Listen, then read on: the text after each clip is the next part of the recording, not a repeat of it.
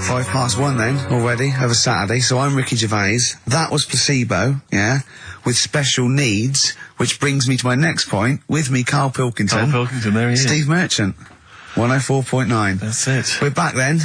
Well, for one last time. Well, it's certainly the end of the season. We're away for at least, 2 months. We're doing the Office special, and possibly forever, depending on whether Karl decides he wants to carry on with this. Because, I mean, we do this for fun. We don't need to do this. We don't need to do this for, money. Obviously not. The kind of money you're earning, Rick, you do not need to do this. I don't need to. It's quite honestly beneath me. Yeah. We don't need to do it to further our career because it's embarrassing being on XFM. Didn't your say, do not even bother cashing those XFM checks. It's not worth your while. No, it's not. The time it took to sign them, Exactly, it wasn't worth it. So we do this basically to ridicule Karl on a large sort of platform. I say large platform. Yeah. XFM. No other radio station will have us. It's roughly the same as standing up in McDonald's. I imagine so. But of a lunchtime though. Yeah. Or when it's just the cleaning staff mopping up. Yeah. So, and if Karl doesn't come back, he's breaking up the three-way partnership. He's very much Sting, isn't he? Yeah. Like, what, 1986, 87? Exactly. He's going to go off and sort of make some quite poor, sort of jazz-inflected white man soul, and leaving us to go about our business. Play pizza places. Exactly, yeah. Yeah, well, I'm going to go into sort of maybe writing say, Dad, why can't I be in the CIA? Yeah. You don't know anything about it, you're a drummer. Yeah. So we'll have to see. I mean, do you think anyone cares? I wouldn't have thought so. Because I think if someone was interested in having some good chat and some great laughs, they'd spend more time with their friends. Yeah, or listen to another radio station. Or listen to a decent radio show. I think like that, yeah. They listen to XFM for some music to have on in the background that's loud enough so they can hear it while they're hoovering. Yeah, I don't think our fans hoover. Well, true. I think you've got to have... Or shoot up, whatever. I think you've got to have a house to hoover. I'll tell you what they do want, though, some great music. They do indeed. They'll be saying, since you've been gone. See that? That's the sort of link I can do if we stay together. If you could cut out all the other drivel you speak, you'd be great on Magic. I know, yeah. You've got to... Come on. I know, you've got a rainbow something, haven't you? Rainbow? You got a rainbow something? Oh, it's rainbow. Well, I mean, for a last show, that song had everything. It's got 2 guitar solos. Yes. It's got a key change. It's got bad grammar, Since You've Been Gone by Rainbow, and that's for Camfield, the Prince of Rock. Yeah. He's going to be the king when Vance, just hands over his crown. Yeah. And you've still got that on XFM, so, don't worry about us going, oh, you weren't? Oh, okay then. No one cares. No one cares. This is our last show, let's make it a good one. Let me give out the email address, because I imagine there's going to be a flood of emails demanding please, Karl, keep the team together. Yes, it's jono.coleman. Coleman's not a team. He's just a big lad. Yeah. Right, come on. What do you mean, come on? I've got nothing. Ricky.Gervais. Oh, Ricky.Gervais at XFM. Or Karl.Pilkington, because you can do it throughout the week. You can do it throughout the 2 months. And what's the phone number for XFM? 0207. Is it 766 6000? And then just ask people through the car and leave a message on his voicemail. Yeah. So email him a lot. 0207 766 6000, I think, and just ask for Karl Pilkington. Yeah. Little Karl Pilkington, little baldy mank twit. And say, please stay. Yeah. Please stay. Karl, say something then. How are you, This is our show. Say hello. What are your feelings, Karl, so far? I mean, are you cheerful? Are you upset? Not at all. No? Can't wait for 3 o'clock. So it was interesting how Ricky was saying he only does it for the fun. I haven't even got that bit. Yeah. I am paid peanuts to work Saturdays, which wrecks me weekend. Paid peanuts, you get monkeys. I have no fun. Yeah.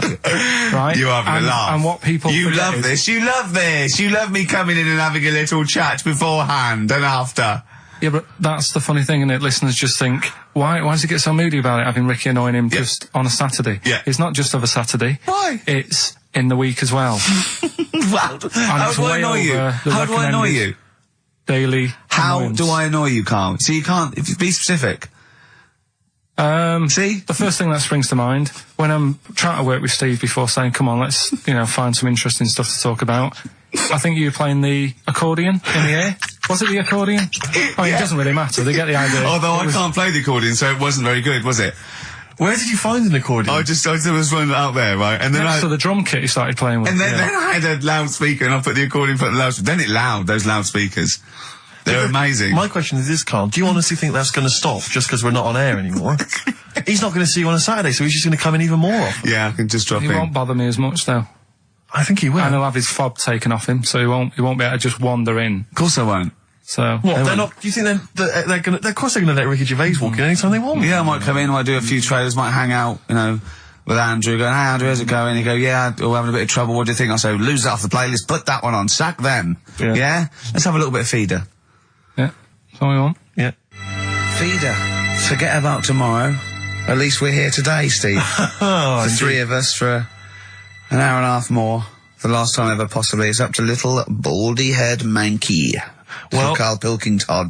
A number of emails, Rick. This is from Matthew Davis. I think he very much captures the mood of the email public. His email is just simply titled, "Go! In the name of God, go!" It says, why wait till 3? Why not leave immediately and stop subjecting us to this abject Well, misery? Carl did once when he had to get a train. Of course. So that's never happened on radio before. But who knows? I mean, stay tuned. We might shoot off at 20 to 2. Or we might get better. We might get better. We might get better because we've done a bit of planning, because I got Carl round last night Really? to do some planning of the show, didn't I? And so we've Yeah, I got... thought you were going to be there, Steve. No, I wasn't talking about it. Yeah, well, I called him up and said, "Why, what are we doing?" He said, "Well, you can come round and, you know, have a chat, maybe get some ideas and that for tomorrow." So I said, "Is Steve there?" "Yeah, Steve will be coming." Yeah.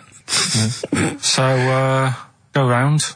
It's close, next to his flat. The pub couldn't be closer. Yeah. Alright? Yeah. Unless there was sort of spirits and that in the lift, they couldn't have got closer. Yeah. Alright? I turn up, you're not there. No. He's lied. Yeah. Yeah. Right, Well, I so- knew you wouldn't come out if it was just like you thought I was going to muck around. I had to pretend it was work to get you out. So, you weren't there, Steve. No. Anyway, so he says, "Oh, come in the flat, you know, got an interesting book that you'll like." Okay. So I think, well, that's kind of work, you know, he's trying and that. Yeah. So I go in thinking we're going to get some good ideas and that from this book. Couldn't find the book. He looked for about 40 seconds, said, "Oh, I don't know where it is." "Come on, let's come in here, let's have a wrestle." Right? So I'm sat in the lounge, right? Sat there just chatting to his girlfriend and that, just chatting. He comes wandering out in his underpants. Yeah. Well, I was comfortable, yeah. I don't know if you were comfortable because we were sort of pulled up But yeah. right between the crack. Right. Looked like, okay, probably like a gay sumo wrestler. Yeah. And I did a little dance for you, didn't I? Because there was MTV on and I was doing a little dance. Dancing to Elton John's new one. Yeah. And what did you say? What did you say when I was doing a little dance for you and my pants pulled up? Like, right? Do you remember what you said? You went, I poured him a drink, he was in my home, I'm entertaining him, he goes, "Are you sure you're not a bender?" Is that any way to treat a host? I think it was the right outrageous. time to ask. But we did do some work, didn't we? Because you got confused and he said he's, you know, oh God, it's like a child or a cat when it's confused. He went, "Steve reckons in ancient Greece, right, it was better to shag a bloke than a woman." And I went, "Well, yeah. I mean, that's about the male being sort of a first-class citizen. Much better, wasn't it? An aspiration the to point sleep with was, a beautiful Carl, man than a beautiful woman." Women were lower class citizens, Yeah. so therefore men were seen as higher class. So to have sexual relations with a man there was no shame in that. No. In fact, it was looked upon. And I as said, "Well, you know, ancient Rome." I said, even Nero, he sit in his big jacuzzi and he used to get, you know, pretty boy men to go into the water and just nibble at his testicles while he was having a He wash. didn't do that. He did. No. Yeah. And he's not a gay fella. No, well, no. I mean, you know, I don't know about Nero, but I mean, it wasn't a case of a big delineation between what was heterosexual and what was gay. It was just, you know, whatever you... So what did this fella do then? This one who's having his... Well, having he his was little testicles? pretty much top boy, Nero, for a while. He was in charge. And, you know, and you did what you were told. If, Caesar or... But why were people going round there? Why didn't they go, "Oh, No, they weren't dropping in. It wasn't like the door was opening. I was going to see what Nero's doing. It's not like when I pop in here to see you. Normally what would happen is he'd say, "Come back to my place, I got a book for you." Yeah. You pop in. But He'd come out in his pants. Elton John would be on. You'd have probably been like a delivery boy or a stable boy or something, you know, and you'd have popped round there and you'd have gone, there, right, Nero, there's the tablets of stone you wanted. And they go, Pilkington, why you are here? Pop under, I don't know why he's French. What is that? I don't know why he's French. Just pop under the water and nibble at my testicles and you'd have done it. Because he was Nero. I wouldn't. You would have. There's no way I would have done. Yeah, well, you would What have. have I done? I've dropped a pizza off. Yeah, you why pop am I round to there? Nero's place with a pizza. Right. Right, I'd say I've done my job. Right? Yeah. That's not the sort of tip I wanted. No, he'd have said, get the little baldy chap to nibble at my testicles, and you'd have run the water. I wouldn't have done it. No, Well, you you haven't haven't me head done under it. You water. haven't done it, right. No, I wouldn't have done it, Can I just say this, Steve? Not only would you be nibbling at his testicles, you'd have been going mad. You'd have been noshing him just for extra. You'd have been doing everything he wanted. You'd have been going, he'd have gone, I didn't ask you to do that. You'd have been going mental. They'd have been chewing, slurping, smacking, poking. You'd have chopped, you'd have gnawed his packet off. You'd think you were eating Walker's crisps. There'd be bubbles, there'd be blood. Oh, it'd be horrible. The Beatles from the soundtrack to The Yellow Submarine, actually, and that's Hey Bulldog. On XFM 104.9, our last show, maybe. Me, Ricky, Steve, and little Karl. Alright, Karl? But that book, that wasn't a fake. It wasn't like just a ruse to get you back to show you me and dancing in my pants to Elton John.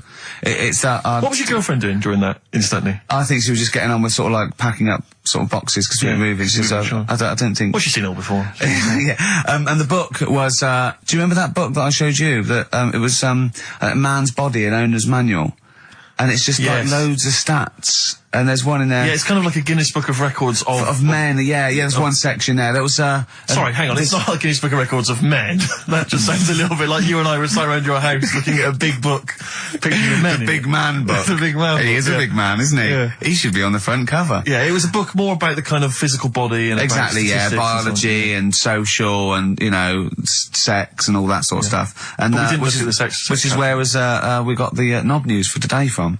Right, this is true, right? I read that you'll have someone's eye out. Knob news. Then you've got the jingle. Yeah. I read that the smallest ever functioning penis, right, was under 3/4 of an inch when erect. Extraordinary. That is bad luck, isn't it? And it's a micro penis, so it's perfectly scaled down. Just a little look at Karl's face. Well, couldn't the fella have said, look, right, I'm not happy about it, so don't print it. It's not the sort of press people want, is it? There wasn't a picture of him. It was anonymous. They didn't read the book and at work the next day and go, look at this, Frank. What? Smallest ever penis, half an inch. He didn't go, it's me. He just went, yeah, loser. Yeah. You know what I mean? Anyway, let's have a shower. I'm alright. I'm alright. He must have had to have a little jod with a pair of tweezers. Yeah, presumably. Because you couldn't even get a fist. I mean, no. That is bad luck, isn't it? Was he a good-looking fella? What would you do, right, if he invited you round and said, right, and he was like the king, right, and he went, oh, Karl, can you just go in there and just nibble at it? And you've gone under the water, and you're just about to nibble at it, and you come up and you go, that's tiny. Would you be disappointed or relieved? Right, well, that wouldn't happen. No! Karl, I'm saying if it did, would you be disappointed? Would you go, oh, I can't even I don't know where to start with that? Or would you go, oh, thank God it's not a big one? You've got to remember that he's the emperor. So you've got to do what he says or he'll have you killed. What would you do? Would you go, oh, I lovely set of tackle, or, oh, it's not as big as I wanted, or would you secretly think, I'm glad it's not big because I didn't want to, because I'm not that guy? I'm not even gonna think about it, because I wouldn't do it. I know I wouldn't do it, even back then. Even back then? What do you mean? Even when was Rome? What? When was Nero at it? What? Well, the Roman Empire was sort of like 2000. Well, it stretched up for to years. about, yeah. So, it's a long time ago.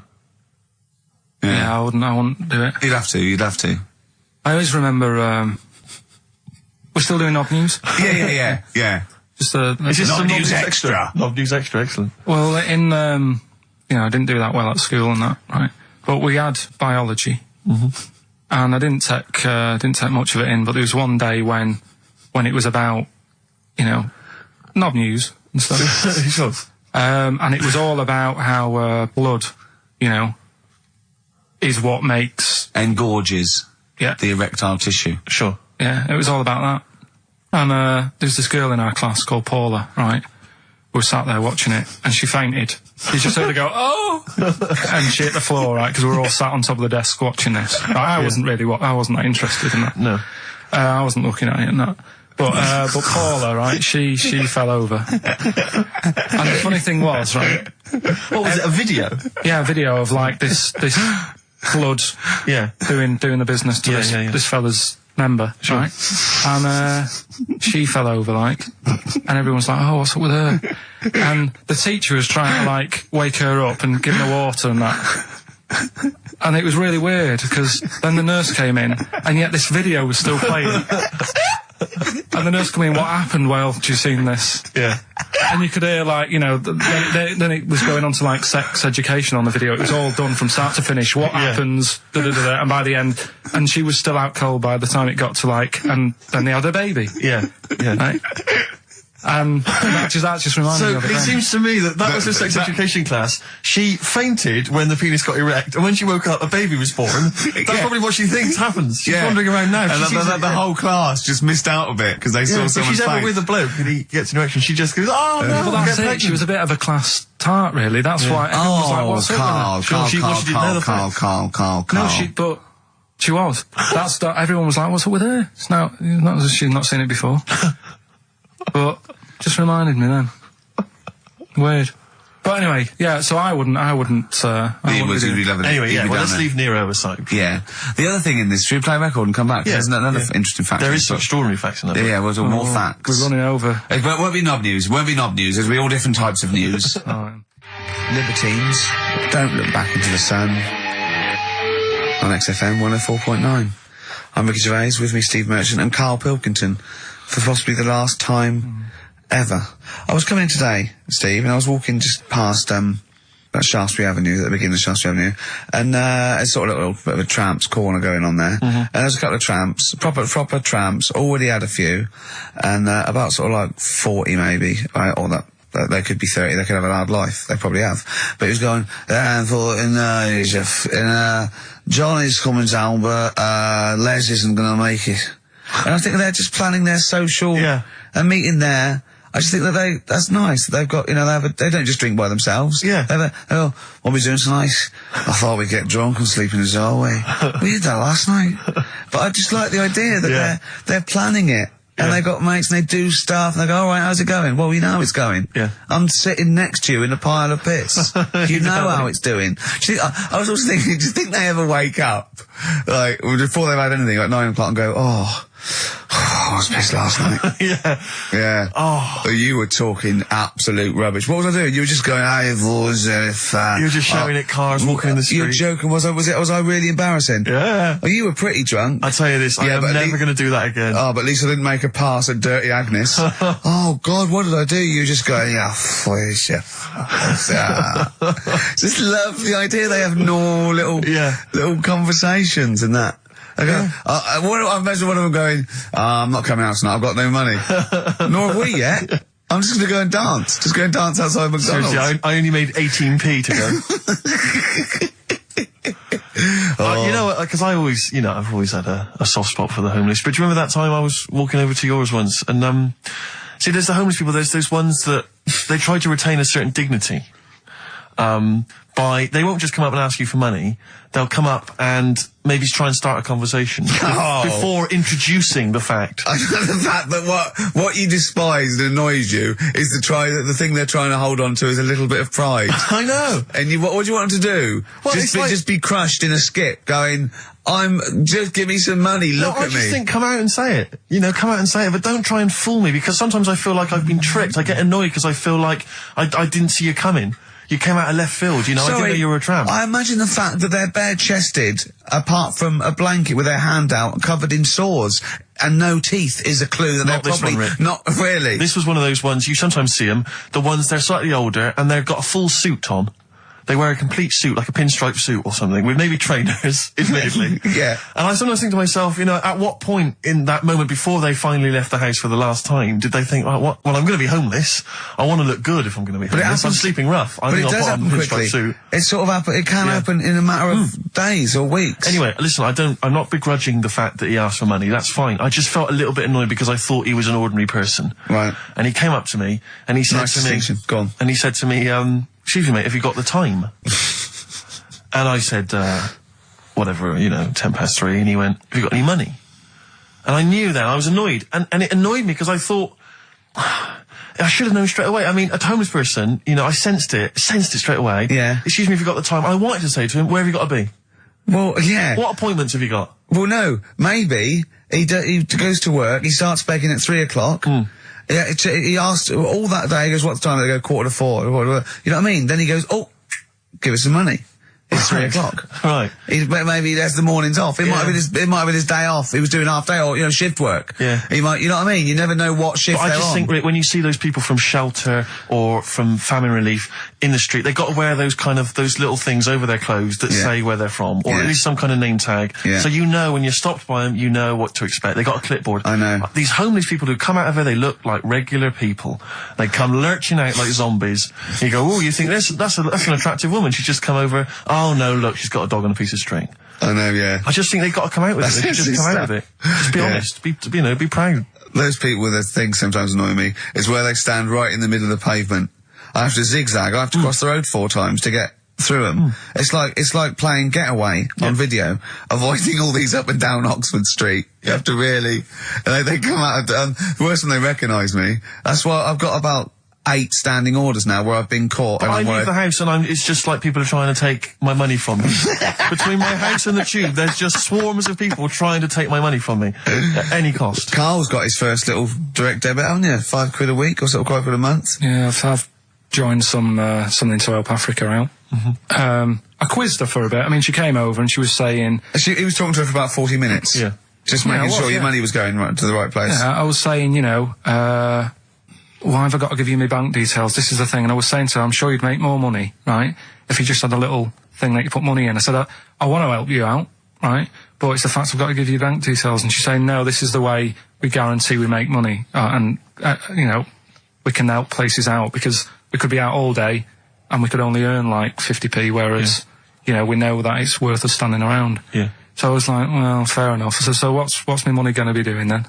And I think it's called Care of the World or something. Yeah. And she's saying we're giving them money to buy hammers, and we're not just going to give them money to blow in and stuff. They've got to work and they don't give them money. Well, whatever. What do you think of these people just and these drought planes? It's a gift voucher for being cute. So they have to buy a hammer. No, they go with the buckets and go, alright, and they throw it up and they go, bundle! Yeah. She was making out anyway, right? That she was nice enough, she was selling it to me. She said, we give them the tools and they feel good because they're building up their own place and everything. And so fair enough, right? And now I've done that for 2 months. They've had a tenner off me already. I'm checking it, making sure they're not ripping me off and that. Yeah. If I ever go to Africa and I need a hammer, and there isn't one, I'll be livid. You'll be livid. Because, it is a lot of money. Sure. Every month, £5. Yeah. And, you're talking about people hassling you and that in the street. I actually moved flat. The last flat I lived in, I moved from there because of the hassle.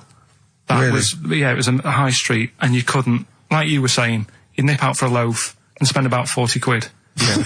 just on people saying, give us the money for this. Samaritans, tramps, heart attacks, old people or whatever. It's like...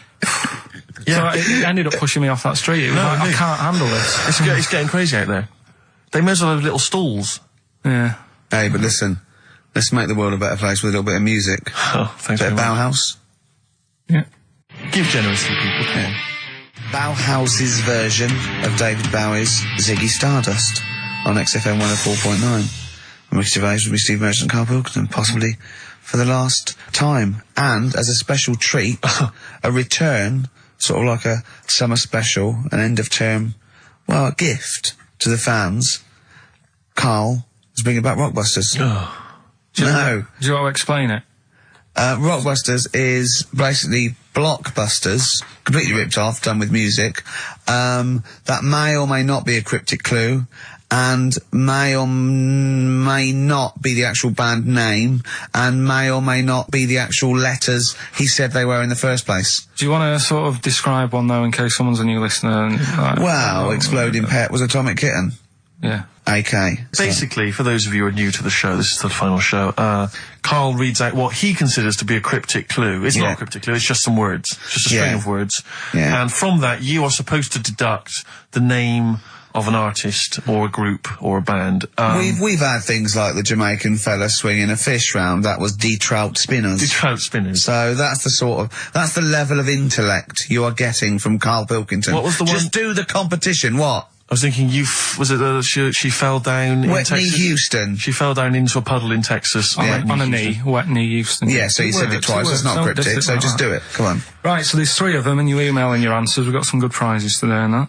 Right. Well, let me say the prizes. They aren't bad. Whiz through it, because this, you know, the competition's bad enough, let alone just listen. What's he got? 3 DVDs and about 6 CDs. He's got the young ones and all that, lot of TV things. There's some great CDs, yeah, go on. Right, so the first one, cryptic clue.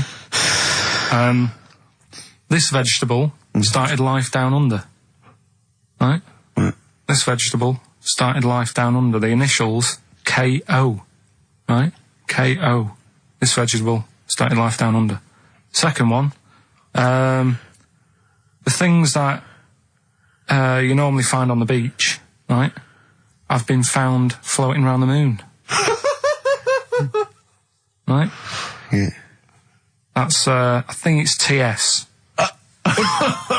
You think it's TS?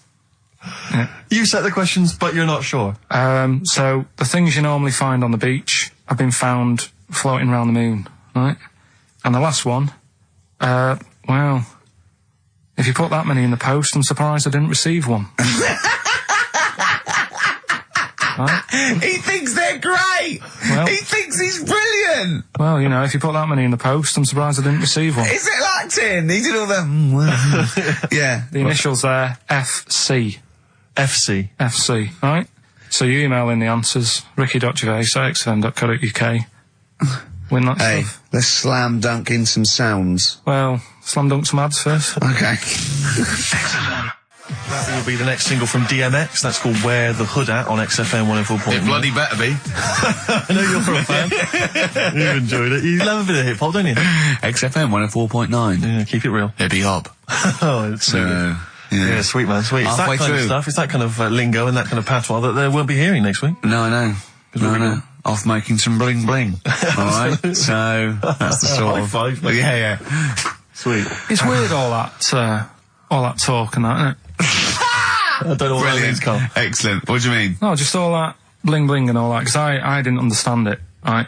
So I did a bit of research. Brilliant. That's what you should do if you don't understand something. Look it up. I mean, always scope it out. I always do that. I always do that, though. You know I do that. No, I'm giving you props for even doing it. Yeah, so. massive respect and big you up. Yeah, go on. But, it's all slang, right? Is it really? Is it really? So it's not in the... really?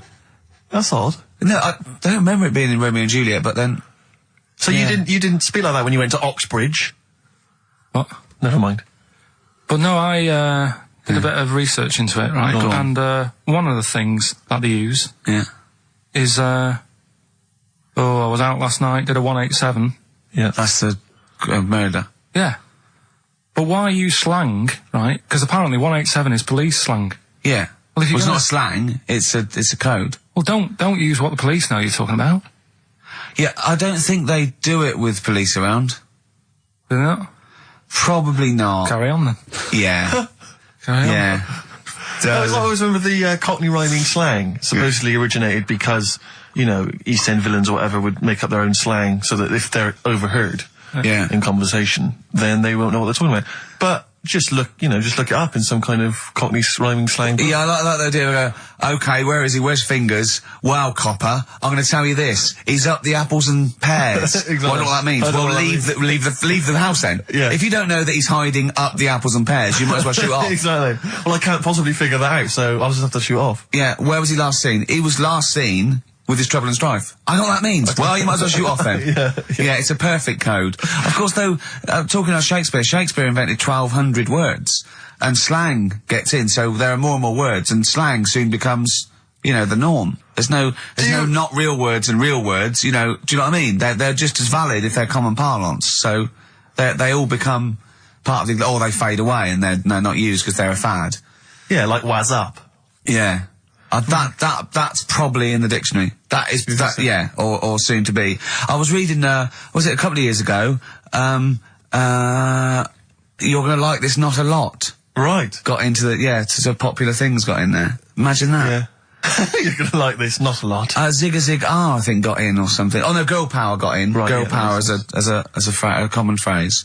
Sorry, go on. No, you have to, you mean. No, it's just that, with the slang thing, did I tell you I was trying to read that book about, the governor?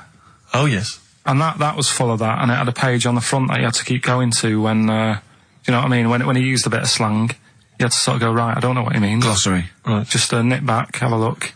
I thought you meant, when you said there's a page at the front, I thought you meant the cover with his face on. I can't remember who I'm reading about. Oh, there he is. Is this the book that you nearly finished reading, but you realised all the pages were in the wrong order? No. He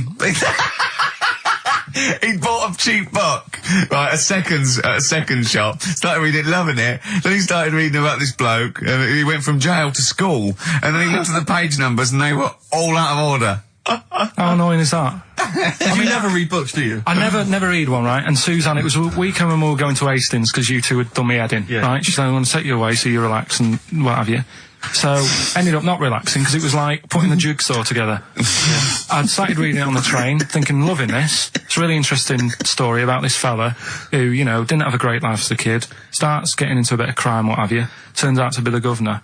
But it wasn't as easy as that, because like you say, it started off at school, then he was in prison, and he's like, oh God, he started young. And then, next thing, he's like married, and he's like, hang on. He's like 12, and then he's had a heart attack, and then, like, but I just thought it was part of the thing, because I read chapter 1, and then it did say chapter 12, but I thought, right, it's like that sort of done in that stylish way that everyone's doing. What kind of a biography?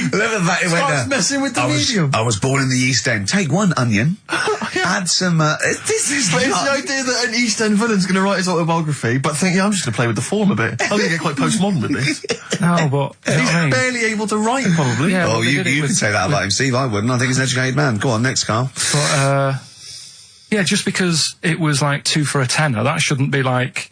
Oh well, you know, you got a good offer, so... No, that's rare. I'm sure the bloke selling it did not know that the pages were out of order. Let's face it, Carl, you read it and didn't realise. Yeah. So you can't really blame him. You got almost half the way through before you realised. I know. Yeah. But anyway, you know. Still, that'll teach you, and that's put you off books for life, hasn't it? Well, I don't like getting into books now. I just read snippets of information. Play record. No, I was just going to tell you about a bit of information that I was reading. Okay. I can't... Well, we play... No, I've got time for a bit of drivel before we play next tune. Well, I'd rather hear a tune and come back for drivel, because I think people are tuning in for drivel, so let's tease them. Okay. Let's have a record, then some absolute shite from Karl Pilkington. Excellent. Look forward to that. Longview and Further. I love that one. On XFM 104.9. Rick Gervais, Steve Merchant, Karl Pilkington. Alright, Karl, what did you learn? Right, like I say, I don't like reading books. There's too much to take in. It's too much word. I'm busy in that. Yeah. I don't like reading books, actually, but go on. So, but I have done. So, go on. Right, so, I was looking in this magazine, right, and it was more about, do you know, I'm not that impressed with Einstein and Newton and that lot. No, why should you be? What have they ever done? Go on. No, but, you know the fact, you see, the Columbus thing, he's another one, isn't he, who got a bit of praise for finding America. Yeah. And it's like, someone else would have come across that at some point. Yeah. Right? And yet, news this week, they've found 2 new types of frog, right? No one's making a fuss.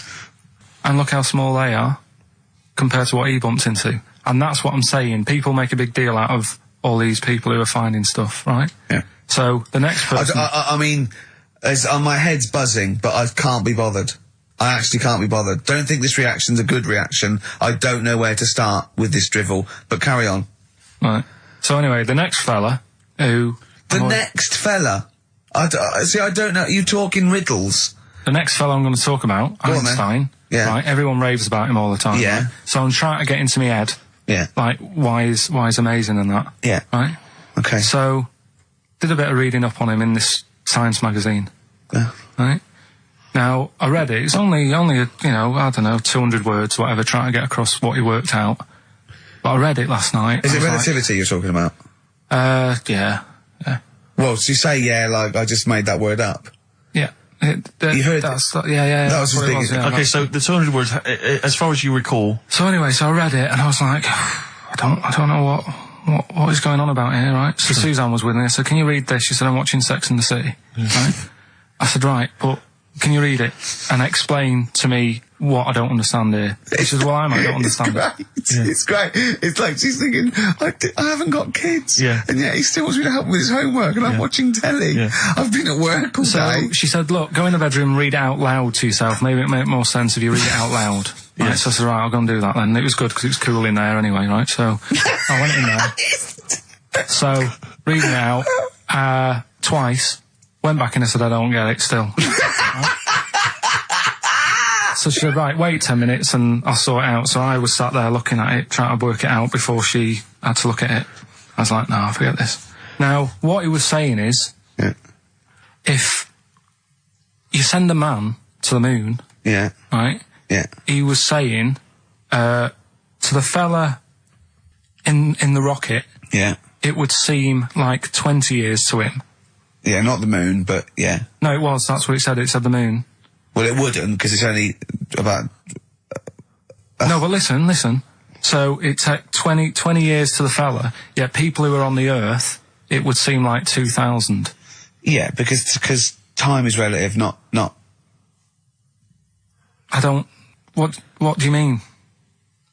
Right. Well, listen, the fact is that it's tending towards the speed of light where it really makes a difference. They've even done it with atomic clocks where they've sent one up, even in Concorde, and it's like 0.01 of a second difference. What is the watch? Yes, yeah, because greater speeds.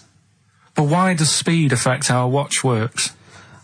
Right, I don't think this is a conversation... Because, look, speed is... Sorry, See what I mean, though? Just See stop what for I a mean, moment. Steve? See what I've done? I don't think this is a conversation to be had on a Saturday afternoon on a radio show. But I'm just saying, though, it's not me, is it? It is you. You went quiet, Steve. No, because... You're having problems Because there. I'm not going to be able to explain it to you. I will explain in to a you light, frothy way. It's speed equals basically velocity equals distance over time. When velocity doesn't change and nor does distance, time has to.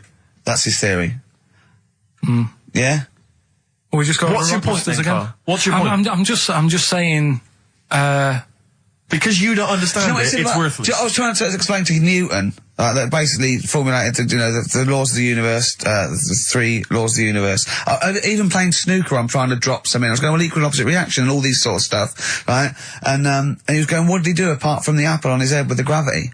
And I went, well, what do you mean? And he went, well, why was it a problem? If we had been floating round, I'd have called him in. But since we're not, we don't need him. Yeah. That's what he said. Play a record. Yeah. You're a buffoon. So there's these 2 new kinds of frogs, you say? You're joking. What? And a monkey had a hat. The monkey had a bicycle. I Believe in a Thing Called Love by The Darkness on XFM 104.9. Last show. Possibly the last ever show. It's up to the K-Man. Little Pilky. Baldy Pilky. Little Whingy. Dimmer Manco, as he's called, his Latin name, Dimmus Mancoid. All right, Carl? All right? You're going to miss this, aren't you? Nope. Good show, though? Enjoying the last show? Yeah, it's all right, and I hope it gets better because Telegraph are listening today. The Telegraph, the paper? Yeah. Why? Are they? Why did you say that? Just Jenny, the PR woman, said to me yesterday. She said, just do some good topics and that, so you don't have to worry there. What they phoned up to say, hello, it's Telegraph here, we'll be listening tomorrow. I don't know what they're doing. Are they doing a review of it or something? I don't know. Why would they do that? There's no reason to. I'm a bit... why didn't you mention this earlier? So Telegraph have said, why would they call up to say we'll be listening? It's a free country. Because they said they'll be listening, but also, can you make sure you record it? Because if we can't listen to it because of the pirate stations that are on at the weekend, because it affects our signal and stuff. Whoever's listening must listen and know there's a problem with pirates, and they said, can you... Well, they're probably just doing a feature about radio shows or something then. They're going to tear us to shreds. They're going to... I mean, listen to... Sorry, seriously, the drivel we've talked today. I mean, what are they going to make of it? That's a broadsheet newspaper. I think I know what Monday's headline's going to be. I don't think it's going to be like, they're going to forget about the power cuts. It's not going to be about, the inquiry or terrorism or anything. It's going to be, no more to knob news. Yeah. It's going to... They're going to love that. I mean, seriously, I have a little bit of self-respect. And if I'd known a quality newspaper was going to be listening, I wouldn't have turned up today.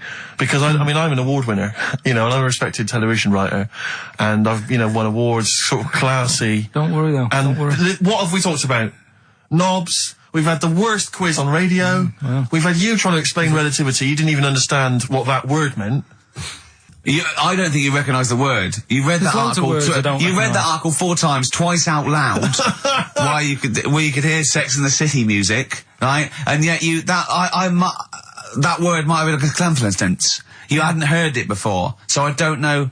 Do you look between the lines? Do you actually look at the words? No, there's too many words though. The Telegraph are going to love that. Because there's loads of words. The Telegraph have got loads of words. I mean, there's covered with it, words. Which way up do you hold the magazine when you read it? No, but there is too many words. I mean, because the people, are they upside down? There's too many words. There is too many words in the world. Do you know what this one means, right? Go on. This is one I learnt the other day. I think it's, Antediluvian. No, what does that mean? Old. Sorry, how do you spell it? Don't know. Of course you don't. Antediluvian. No, I've never heard that word. It means old. But the annoying thing is, it takes longer to say, and it's the fact that if you. But where do you hear that word and in what context? And someone told me about it. I was talking to someone about long words and that, because you mentioned something when we were out drinking, and I said to you, "Why did you say that then? What word does that mean?"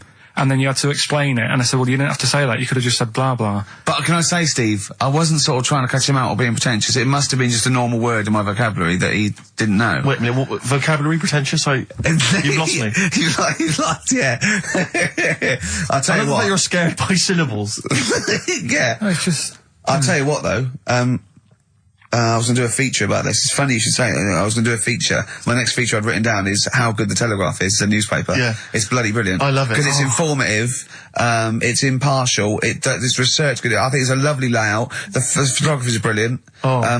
Do you know what? I like the bloody font. I love the bloody font. Do you mind something else? I mean, you say it's sort of, if there's any bias at all, well, no, there isn't because it's apolitical, but I bloody love the Tory party. Let's not go into it, but I just like the Telegraph. I just like the journalism and the way the size of the paper. I like the way they're fair. They'd never like, slag us off. No. But also, I think it's because they understand that, we don't really care, and so we can't be blamed for anything they hear on the radio. No. It's probably our fault. And anything we said that was like, a bit nasty or stupid was probably sort of like some clever sort of ironic postmodern. Satire. Play a record. Yeah.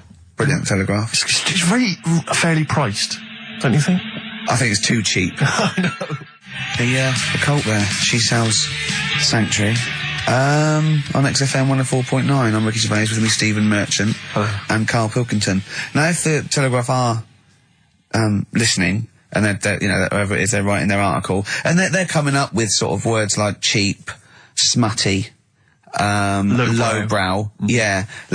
In our defence, could I just say that we're pandering to our listenership? Yes. I mean, this station without exception, the people who work here, the executives, the DJs are alcoholics, drug users, sex offenders. Check the register. And we're trying to fit in with that for 2 hours a week. So we really have to sort of really bring it down. Seriously dumbing down. But if you want, we should do our stuff. We do our normals, like we talk about usually. Tits. Satire. Satire is political satire. Social and political satire. Yeah. If you listen any other week, that's what you would have heard. Well, me and Steve are sort of like quite, political and Proust. Oh, I love him. Oh, I wish he'd resign as governor of France. Have you read Martin Amos's new novel? I love it. It's so brilliant, lovely. It's very long. Politics. Though. I mean, what do you make of politics, Rick? I'm sorry, I was just planning on going to the English National Opera tonight to see to see Tartuffe. Yeah. Yeah. Well, politics is brilliant. It's my favourite thing. Say something satirical and comical about, say, John Prescott. Oh, he's got... Stop eating pies, Prescott. Oh, I wouldn't like to be him about now. So that's the sort of what do you stuff. make of George W. Bush? He's a bit stupid, isn't he? Well, that's the dangerous thing. He's the most powerful man in the world, and I just think I hope he thinks about stuff he does first. Oh, please. So that's sort of wise as well as comic. I thought of something about Bush as well. Go on. But it's about his name and a woman's fanny. Oh. So I was going to bring those two together. I think it's fine though. I don't think that. I think that's still quite highbrow because you've incorporated Bush, which meaning the president. That means fanny as well. So I think we're pleasing both. We got both camps. Camp? That reminds me of something. I know, yeah. So if you're listening to Telegraph. Daily Telegraph, that is brilliant. Just sort of thing we're You're capable brilliant. Of. That's the sort of thing we're able to do. Too many words for Carl. But what about some adverts? I'd love some. Buy the Telegraph. XFM. Black Rebel Motorcycle Club. Stop. On XFM 104.9. Well, if the Telegraph are listening, they'll be loving the music. Oh, that's great music. They'll be loving Knob News. Coming up, Telegraph, just keep listening because Monkey News is coming up. And we do the results of Rockbusters, the worst quiz. Best quiz. On radio. Do that shortly, although, probably you're thinking, Rick, isn't it time that we do our usual roundup of what's been happening in the news? Yeah. Which we always do every week. Yeah. We always do something. Basically, if you're listening and you're a new listener, say you work at a newspaper, we always try to be informative, just try and put stuff out there that just educates people, informs people. What are you thinking? Well, I said Monkey News is coming up, but what have you got? No, I was just looking on the net there and just found a couple of quite important news stories, probably worth mentioning. Policeman caught photographing. I don't know why it makes me laugh. It's just the phrasing, I suppose. It's a headline. Policeman caught photographing up woman's skirt. No, he wasn't up there taking a picture of Big Ben. No. He wasn't going, can I just sit up here? I'm just going to take a picture of that seagull over there. No. He was facing the camera up a woman's skirt. He was indeed. Right. A policeman in Japan is facing disciplinary measures after he was caught photographing up a woman's skirt with a hidden camera while on duty. The 42-year-old sergeant, who's not been named, used a digital camera to secretly snap the shots when the woman was reporting a stolen bicycle. So he was actually doing his proper job. He'd obviously thought to himself, I'll bring him a digital camera today. On the off chance a beautiful woman comes in to report a crime or robbery, I'll have it ready, I'll have it positioned, in such a way. But this is interesting. This is how he got caught. Okay? The woman became suspicious after she saw a flash go off. brilliant. I mean, this Not a secret at all. Sorry, did I just see your shoe? Your shoe just seemed to just spring into life there. It was light. There was light. Yeah, I think I've had someone set fire to some magnesium that was on the end of it. It won't happen again. Well, it's only you and I in here, and your shoe was just suddenly lit. Why are you standing like that? Why is your shoe just sort of like between my feet? There's no reason. This is how I always stand. What did the bike look like? Flash? So, are you taking pictures of my family? No. And no, I'm not. And you should be wearing knickers anyway. Well, how do you know that? What? How did you know I'm not? How did I know what? I'm not wearing any... I didn't know you. I don't know what you've got up there. Well... I don't know what it looks like, and there's no way I could. Of course, it would be roughly that conversation in Japanese. I know, yeah. You know, you just mentioned there about sort of no knickers and that. Is this going to be your Auntie Nora? No. Right. It's just, the last flat that I lived in, I always had a good view across the road and I could see, it was the hairy... There was the hairy Chinese not hairy Chinese kid, he was just a Chinese kid, actually. Yeah. Running about. Because that's rare, isn't it? Hairy Chinese kids are very rare, isn't it? Yeah. There's only one official sighting, isn't there? In one of those shit little magazines that you buy. Yeah, he was running around in his underpants. Sorry, you just swore ironically. I mean, I imagine if there's any newspapers listening, you did that because you're sort of jokey and... Yeah, go on. Let's not swear. And there was the old woman who didn't move. She was just sat there reading the book all the time. Who we think possibly died and no one came round for weeks, And now I've moved, right? And it was quiet for a bit. I always look at what view I'm getting, right? Looks across and it was just sort of empty, sort of flats ready for people to move in and that, right? Anyway, people are in there now, right? And they've put all the furniture in, but I haven't put any curtains up. Oh. Right. So anyway, I'm sort of washing up, just having a look out the window. Yeah. Right. Girl sort of wandering about, knickers on. Right? With no knickers on? You mean naked? No knickers. Well, she had a bra on. Right, okay. But, she's probably looking for a knicker. So, I thought, And I don't know how long I was looking. No. Right? But anyway, she looks across. Oh, God. I think she spotted me. Yeah. I think, oh, God. I felt really bad. Yeah. I said to Suzanne... Sorry, is this some sort of Peeping Tom confession while the Telegraph are listening? I've no idea. Well, it's not... That's the thing, though. Peepington. If I was peeping, she was peeping as well, because she was looking over. Works both ways, doesn't it? Yeah, but yeah, all she could see of you was your bald head. Yeah. No, but and your hands moving as you were washing up. And some white-looking substance frothing up. Particularly stubborn stain on this glass. Yeah. Oh, God. Imagine that. Imagine if she looked across. I'm assuming your sink is lower than the window. But didn't she just, like, just cover up or something? Or she looked back and go, oh, you're looking at my fanny? Well, the thing I did... What? I thought, just sort of drop me boxer shorts. Because I thought... Well, Suzanne said, what are you doing? What are you talking about? What are you talking about? No, just so they can see me cheeks of me. What are you talking about? No, because I thought, if she thinks I'm walking about in the nude as well, then we've both got something out of it. Carl! This sounds like a bad excuse in court. I know. This is... Or the plot of a film on Channel 5. I mean, this is like the doctor who got done, right, for exposing himself to a patient and then painted that little thing that you look down their throat pink. Yeah. And going, this is what they saw. Yeah. No, so sorry, you were looking at a woman dancing around naked, right? So the only thing you could do was immediately drop your boxer shorts. So she looked across, saw you fully clothed, saw you took your boxer No, she wouldn't have done, because it's sort of just the top half and the sink's at a side angle, so I was sort of looking out. So she wouldn't have seen your trousers then anyway? No, she did. I moved in front of the window more. So you then made you actually climbed in front of the window. Oh, this is amazing! So you climbed in front of the window to show off it wasn't your naked lower half. Suzanne said, what are you doing? I bet she did.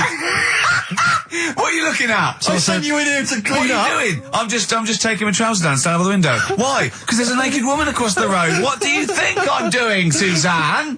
I'm exposing myself while looking at some free fanny. Leave it. What's up with you, Suzanne? Leave it. Christ. Are we doing Rockbusters or? Yeah. Oh, she sent you in there to read up on Einstein. She comes in and finds that. Oh, brilliant! Anyway, Wait a minute, can I just check? A final question. What did the woman across the way... What happened? What was her I reaction? didn't look again. I just thought, you've seen a bit of action as well. We're both happy. Let's leave it. Brilliant. So were you waddling around like a penguin with your trousers around your ankles? I just was walking about, and Suzanne said, what are you doing? I said, I'll explain to you in a bit, but don't look out the window, because then it's Excellent. obvious. Then he sees, she calls her husband to look at Carl walking around naked. He goes, oh, she's got a... Quick, Suzanne, get him out. There's only one with you can do. Get some more friends. They've gone one more. Anyway. Brilliant. Right, play a record and come back to Rockbusters. And Monkey News. We haven't got enough time to do Rockbusters. Oh, God almighty. Hanging around with Transformer. A little bit of Lou Reed. Nearly finished. 12 minutes until We Are No More. But don't forget, Monkey News still to come. Well, yeah, don't forget that. Monkey News still to come. But now the answers to Rockbusters. Right, do the clues. Alright, the first clue was this vegetable started its life down under. The initials were KO. That was Collie Osborne. Alright? Collie Osborne.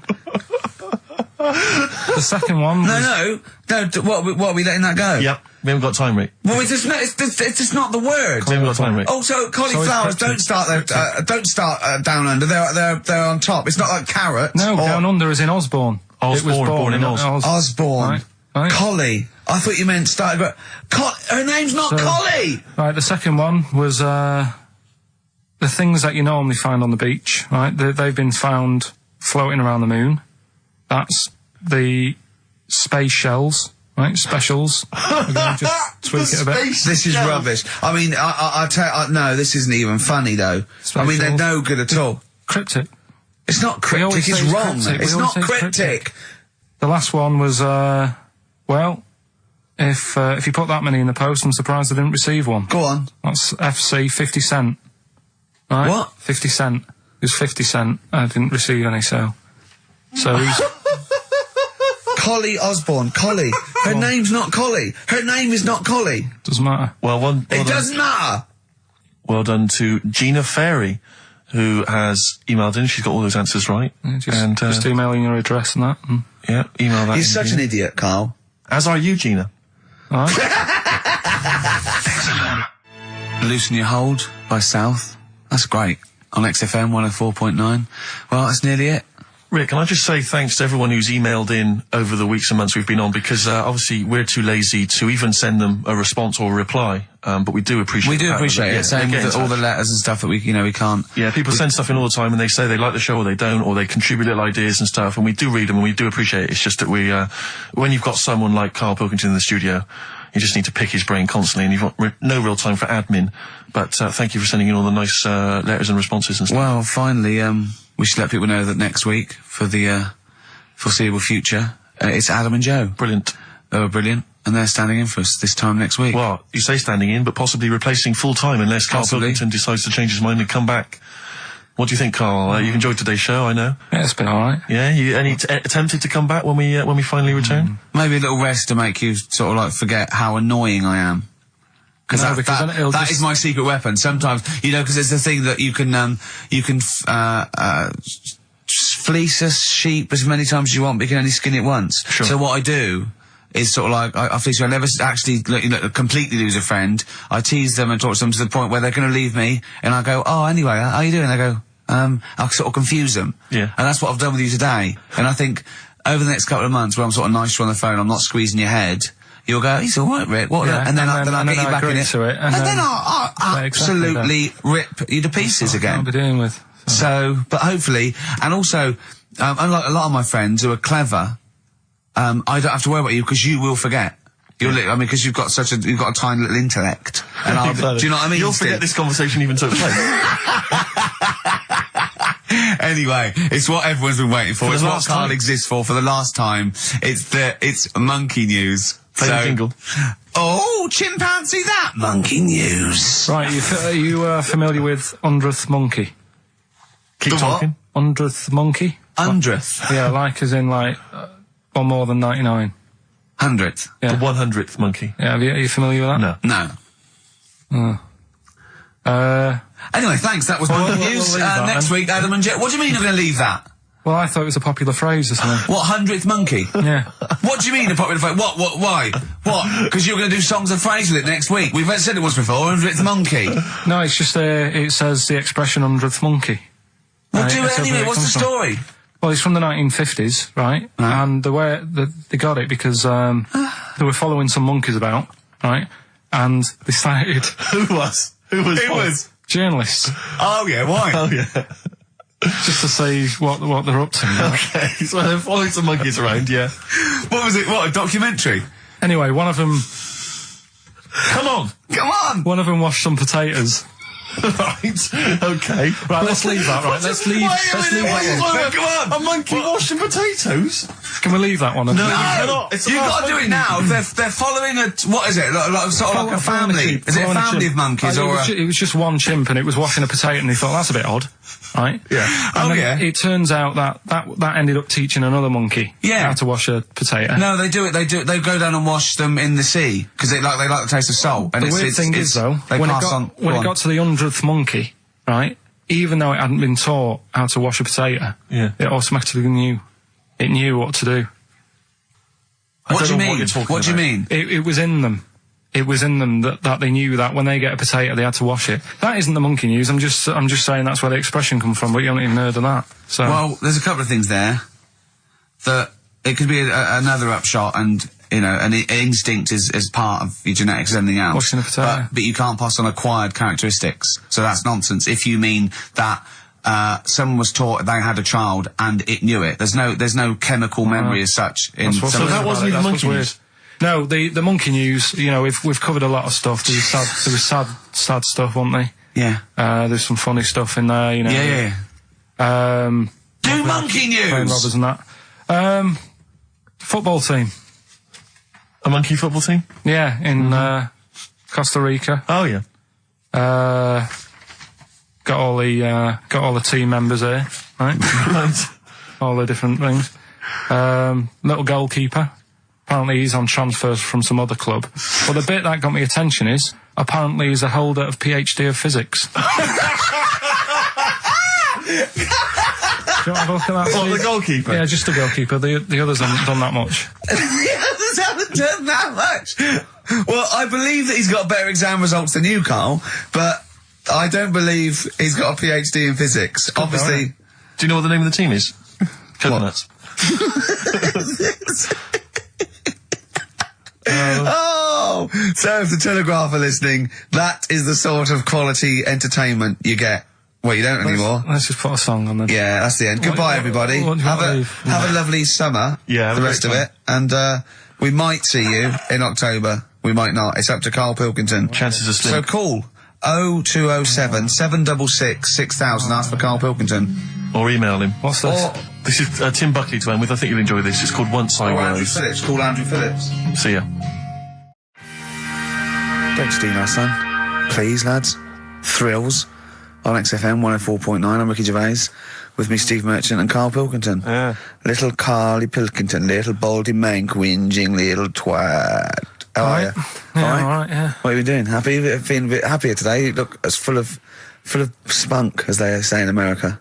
Yeah, I'm all right. Just a bit of a miserable day, though, isn't it? Yeah. A bit miserable. Yeah. Walking in today, right? Do you know I walked through, like, the sort of the gay district of London and that? Right. You don't walk, you mince, don't you? Well, just walking through on the way to work, and I'm always interested in their little shops and stuff that they have, right?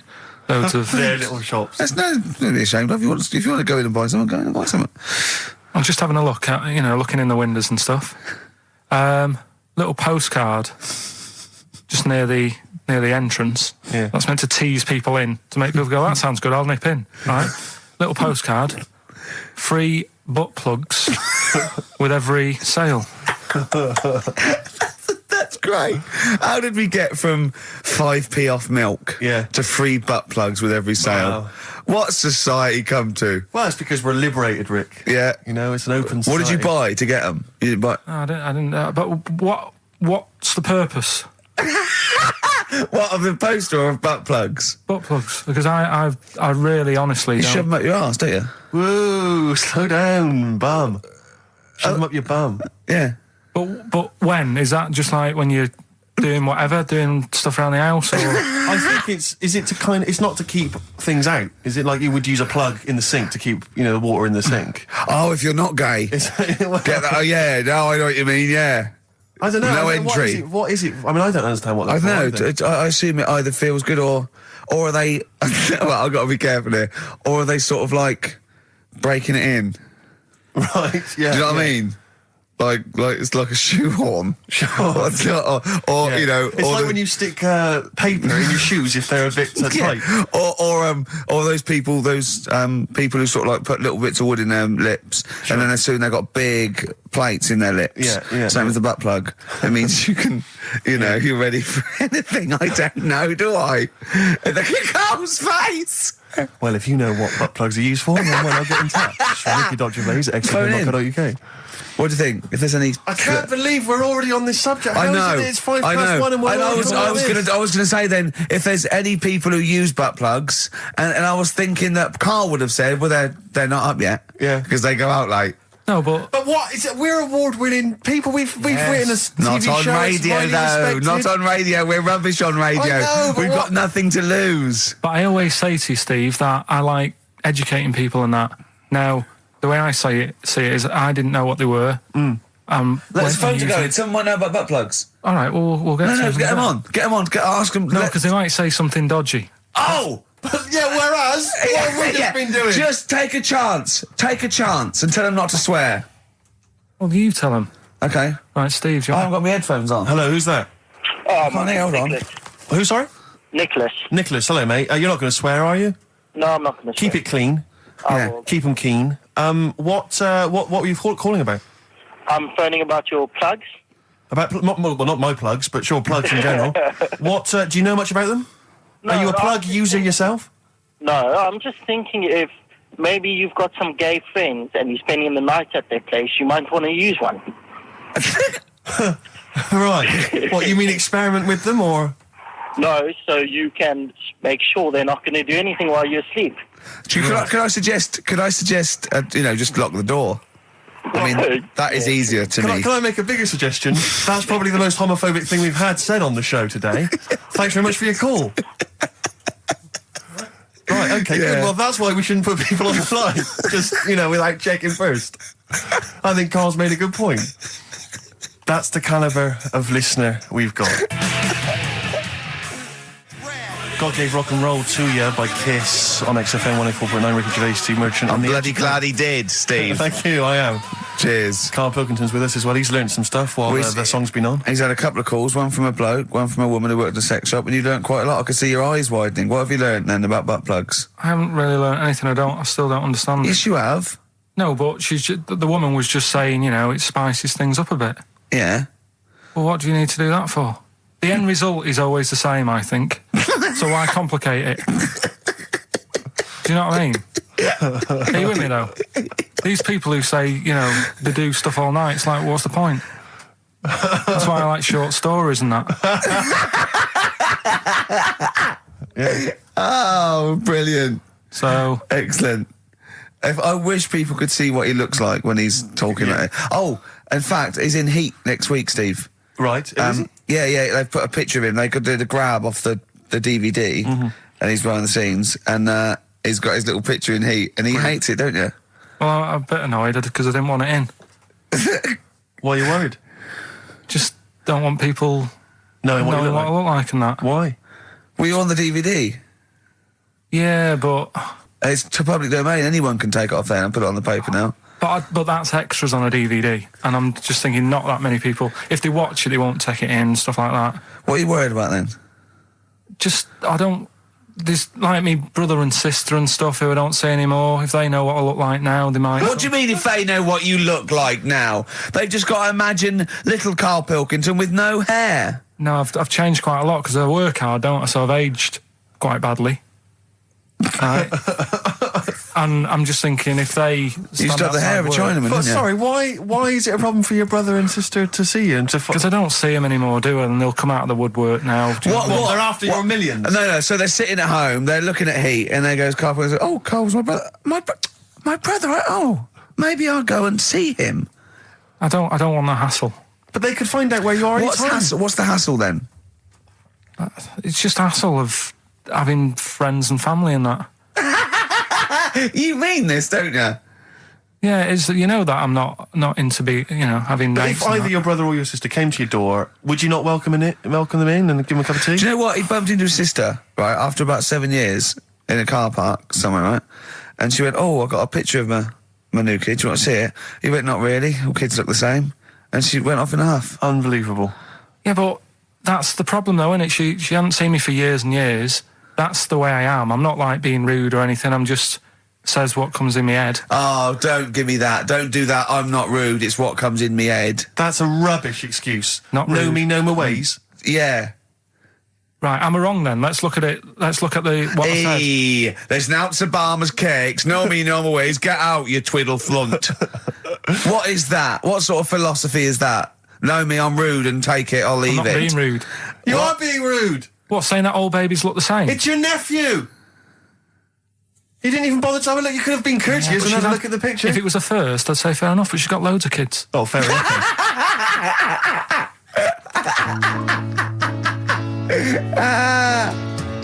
What kind of woman is she? David Bowie, Lady Stardust from Ziggy Stardust and the Spiders from Mars. I went to see him Tuesday. I know you went to see him Wednesday, Steve. I mean, obviously I'm a mental fan, but I think objectively that was one of the best shows I've ever seen. Yeah, it was brilliant. He's got the best band in the world. He played all the hits. It was an amazing show. The sound was incredible. Do you know what I mean? Well, his voice as well. I think people don't realise how incredible his voice is. It was absolutely soulful is the word I'd use. Brilliant. Yeah, it was absolutely brilliant. You don't care, do you, Karl? We don't care about this. You never really go to gigs, do you, Karl? The live music experience is not something you enjoy. Can be all right. Go on. I heard that someone else who went to the Bowie thing said that he sort of messed with the songs a bit, which would annoy me. No, he didn't. Not really. Hardly at all. He said when they did Life on Mars, instead of saying something about just the tune of it, he messed with it so it wasn't the same. That would annoy me. What would you do? Get up and leave? But I mean, we're not talking Bob Dylan or Sinatra. He ad-libbed a little bit, I suppose, and it's his song, but it was totally faithful. He was singing the songs. What do you mean? Well, it's just don't mess with stuff It's like if you went to see Titanic and then the boat didn't have a crash, you'd go, what are they doing? It's like, oh, I fancy messing with it. Well, he That's what I didn't. mean, don't Well, mess with it. I'll tell you, he didn't mess with it. Relatively speaking, he did not mess with the songs. They were brilliant renditions. That would be a hell of a film, though, where Titanic gets to New York. Absolutely fine. Oh, Carl. But, you're amazing. it's because I work here, though, and there's a lot of gigs going on all the time, and then you get to a point when, you just go, get a bit fed up with that. You know what I mean? Well, when was the last time you went to a live experience? Well, I've been to gigs, but the one that springs to mind probably is when I first sort of tried a gig out, and it wasn't a music one. It was Bottom. Do you know with Bottom the live thing with Rick Mail and Adrian Edmonton. Yeah, in When Manchester. was that? Years ago, because it was in Manchester in about, I don't know, 87, 88 or something, and I was set up for a blind date. Right, this a mate of mine sort of set me up to see this. What? girl. So you said let's go to Bottom? Well, I didn't tell her. I just said meet us at the Apollo. I bet she was over the moon, 8 wasn't she? o'clock, met her there. Said right. there you go. Romantic? Going to see some middle-aged men run round in pants. Brilliant. Well, it's good. It's one of them things that afterwards you've got something to talk about, haven't you, and stuff. Yeah. So And was it a good gig? Yeah, it was all right. Sort of bought some April fruits and that at the start of the night. Yeah. I think she liked that. And then we watched Bottom. Then afterwards had a bit of a chat. And then You didn't see her again, I take it? I would have done right because she was all right looking and everything. Yeah. But when we were chatting, she said she had a problem with a marrow What? and that. She what? She had a problem with a marrow. She had a problem with her marrow? Yeah. You mean her bone marrow? Yeah. Oh, I thought you meant she had one stuck of her fanny. No, just a... Thanks for that, Rick. That's an image I can't get out of my head. No, I wondered what. Oh, I see. A marrow. I thought you meant a marrow. Her marrow. And is that serious, that? You see, I just was put off it because I thought... if you Well, I think it's more serious than a problem with a marrow. Yeah. I mean... with a marrow and that. It's an idea if you're bored with butt I plugs. love it. I love it. Everything he says is like someone from Kes. It was just that thing that... Because, You didn't want to go out with a girl who might be ill in some way. well, yeah, I thought, what's the point in spending time with her, spending money on her and stuff, and then she's going to die on me? Oh! No, but seriously. God! No, but I'm just... But see, this is what annoys me. You asked me to be honest, but I'm just saying, what's the point in me getting upset and stuff? No, but it's not the... It was the one thing he said, what's the point in spending money on her if she's going to die anyway? You've got to realise that's not a normal thing to say. No, but what's the point in getting to really knowing someone and thinking, oh, she's really nice, I want to spend my life with her. It's good that she told me when she did.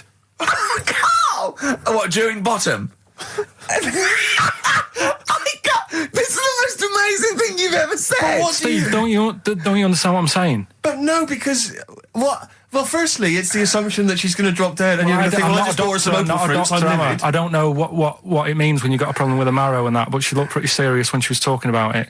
So I was like, oh... Christ almighty! I don't understand what's so bad about Play that. a record! I'll tell you. I'll explain to her during the break. Play a record. Libertines? Yeah. If you're morally objectionable, why not email ricky.gervais@xfm.co.uk? It's okay, he's an idiot. True. Modest Chambers, Kings of Leon on XFM 104.9. I'm Ricky Gervais with me, Steve Merchant and Karl Pilkington. Steve, Yes. I want to talk to you. I think it was, might have been Wednesday night. I was in the pub. Phone goes. And Carl goes, "You're watching that thing about parasites?" Right. I went, "No, I'm out." He went, "Oh, fella with a maggot in his head." Fella with a maggot in his head. Yeah. And they go, "Oh, no, he's pulling it out now." Oh, God. I said, "Well, I'll get it. I said, "Yeah, see you later." About 5 minutes later, I get a message on my phone. Beep, beep. I look at it. It just says, "Oh, no, there's a fella with his fish up his cock now." There's a fella with a fish up his cock. Yeah. Right. Okay. Do you want to explain that, Carl?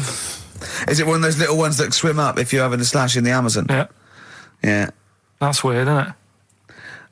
But it was still like stuff like that. It started off with What does the fish do when it gets in there? just sits there. Why? Why? Well, what else can it do? No, but why does it go up there? Don't know. I didn't listen to that bit. There's a bit. He started off with a fella who had a bit of meat and got a tapeworm inside him. Yeah. And he grew it for however long, and then it came out at the end. It was about 7 foot long. On purpose? Yeah, he did it on purpose. Yeah, for the programme, right? I think probably slimming, isn't it? Well, I was thinking that could I mean, you're a fan of Waller. Could he purposely have about 8 of them? What, Rick Waller? Yeah, It's a good idea.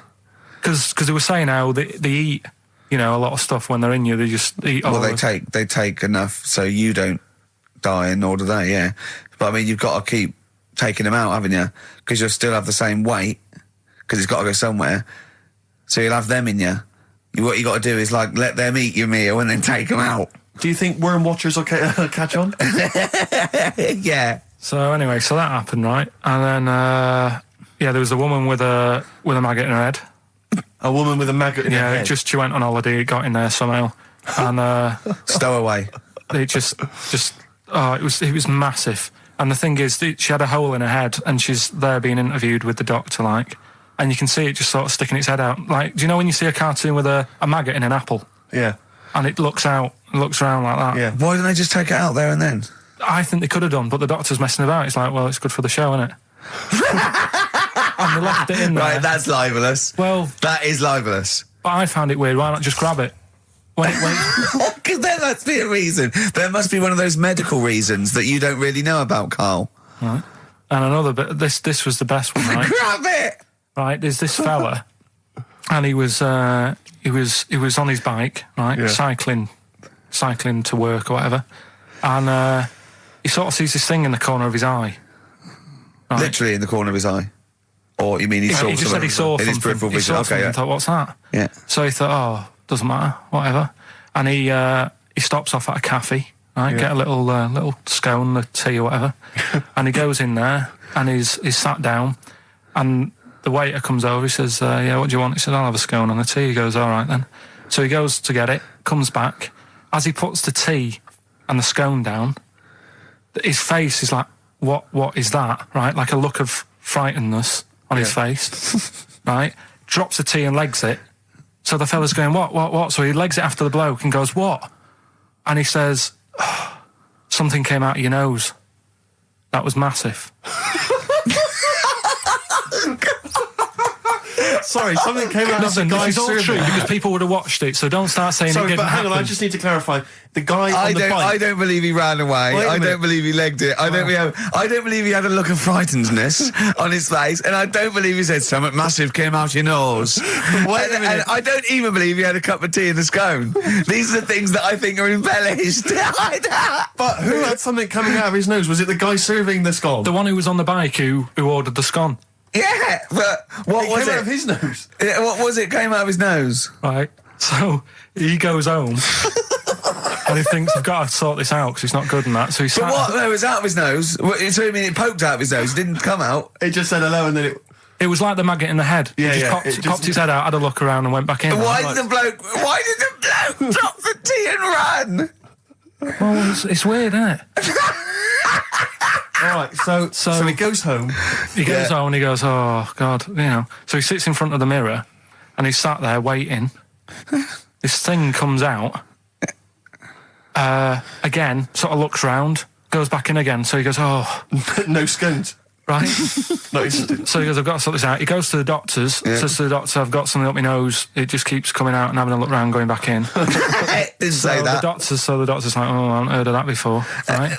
Didn't say that. So sat there. It does it again. The doctor looks, frightened again. Runs away. Yeah. He didn't run away. Well, he's got a look of frightenedness on his face. He had a look of medical frightenedness. Yeah. He dropped his stethoscope and legged it. No, he said, I know what it was. So what? So you got a leech up your nose. He had a leech about that long. What's radio? Well, how long's that? 4 inches. 4 inches coming out of his nose. Next time it stuck its head out, he grabbed it, pulled it out. That's horrible, though, isn't it? Isn't it? Can I just remind people, just let people know, when Karl was saying it was about that long, and Ricky said 4 inches. He was using his fingers. Oh yeah, he didn't have his There's nothing else there. fella out. No. So he had a leech up his nose. How did he get a leech up his nose? Don't know. Again, I'm not that bothered about that bit. It's just all the footage and stuff. Oh, play a record. Brilliant programme. Yeah. It's just the same. He just sees that, he gets fast. He doesn't read on. His education is just sound bites and self-embellishment in his own head. Yeah. Well, It's like people- he gets all his news from Ananova and he just reads the headline. Yeah. And he just doesn't bother reading it. But you know, he considers that education. He gets annoyed if you think that more So you information is don't useful. get going on that, 'cause we'll talk about that later. If you're going I'll to start tell you having what. a go. Right, okay. Okay, we're going to play a song now, and I'm going to tell London Karl's confusion over evolution. Right. Better you two? Oh, brilliant. Sweetest thing. 104.9 XFM, 104.9. You2, the sweetest thing on XFM. Ricky Gervais, Steve Merchant, Karl Pilkington. So, we're with Karl in the week. So, what can we do this week? I was saying, well, don't do Rockbusters. That's dead in the water. I hope the listening public agree with me. He's going, well, you know, why don't I teach stuff again? Remember what I taught you last week? I went, no, no idea. Were you joking? I went, no. And he went, Ivan the Terrible goes like a fella's eyes. Yeah. He actually said Ivan the Terrible at the time. Yeah. So I can't remember. This was a man who had built something for Ivan the Terrible, and then Ivan but his gave idea of Ivan- education is telling someone something that knows more about the subject than him, so they can correct him when he's telling them it. And so I said, well, I don't know. And he gets annoyed that me and you are dubious against monkeys who perform bank robberies. And he goes, but you believe in Newton. Yeah. He doesn't know the difference. I was trying to explain the laws of the universe, right? He was going, what do you do? And so all I come up with, I thought somewhat interesting. You know when you tell a child maths, you say you've got 3 potatoes and you've got 4 potatoes. Yeah. I have to do that with science to Karl. Yeah. So I ended up saying, imagine you're in a shopping trolley with loads of house bricks. If you throw the house bricks out, you'll go the other way. He loved that. Right. He didn't you? Because I didn't know that would happen. And it's sort of useful to know. It sort of explained a bit to me and stuff. Yeah. Right? And that's why I like doing stuff every week. I think listeners go away going, well, I didn't know that. Do you know what I mean? Karl told me something there. They forget it instantly, just like we do. We're don't. friends of yours, and we forget it instantly. No, the annoying thing with you is, Steve, not so much, Ricky, at least he'll listen now and again, you'll just dismiss stuff straight away. I told Karl- you loads of stuff yesterday, I taught you loads of stuff. But Karl, what you consider education... What did you hang on. What you consider education, I consider tittle-tattle. Well, It's not education. Do you know what I mean? You seem to think it's education. It's just kind of gossip, stories you've sort of half read. right, all right, example of yesterday. Goldfish have longer memories than people think they do. Yeah. You said no, it's rubbish. No, we didn't. We said, No, where'd you get that we said, from? We where'd you said, get oh, the really? information from? Yeah.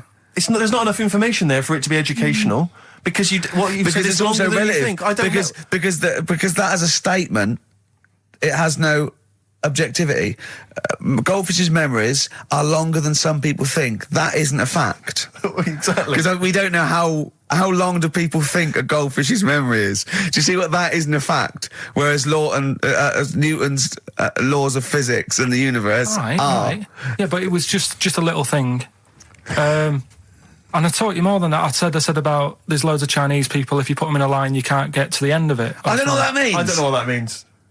There's loads of Chinese people. We know that, but what? If we put them in a line, we can't get to the end of it. We just say there's about 1 billion Do you know- Chinese people in the world. But what really annoys me is, right, I read something on the internet the other day, because I'm always trying to learn stuff. Yeah, no, you are. I know you are. Right? Yeah. And you're having a go at me because you're saying, well, what does that mean?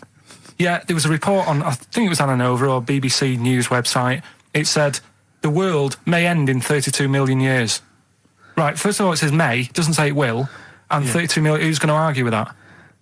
And yet they're allowed to put that on a website. You're not having a go at them. No, but But you Karl, didn't read on. There's more It information. wasn't like, there. that wasn't meant to be a newsflash to worry people. That was like oh, scientists have discovered that possibility.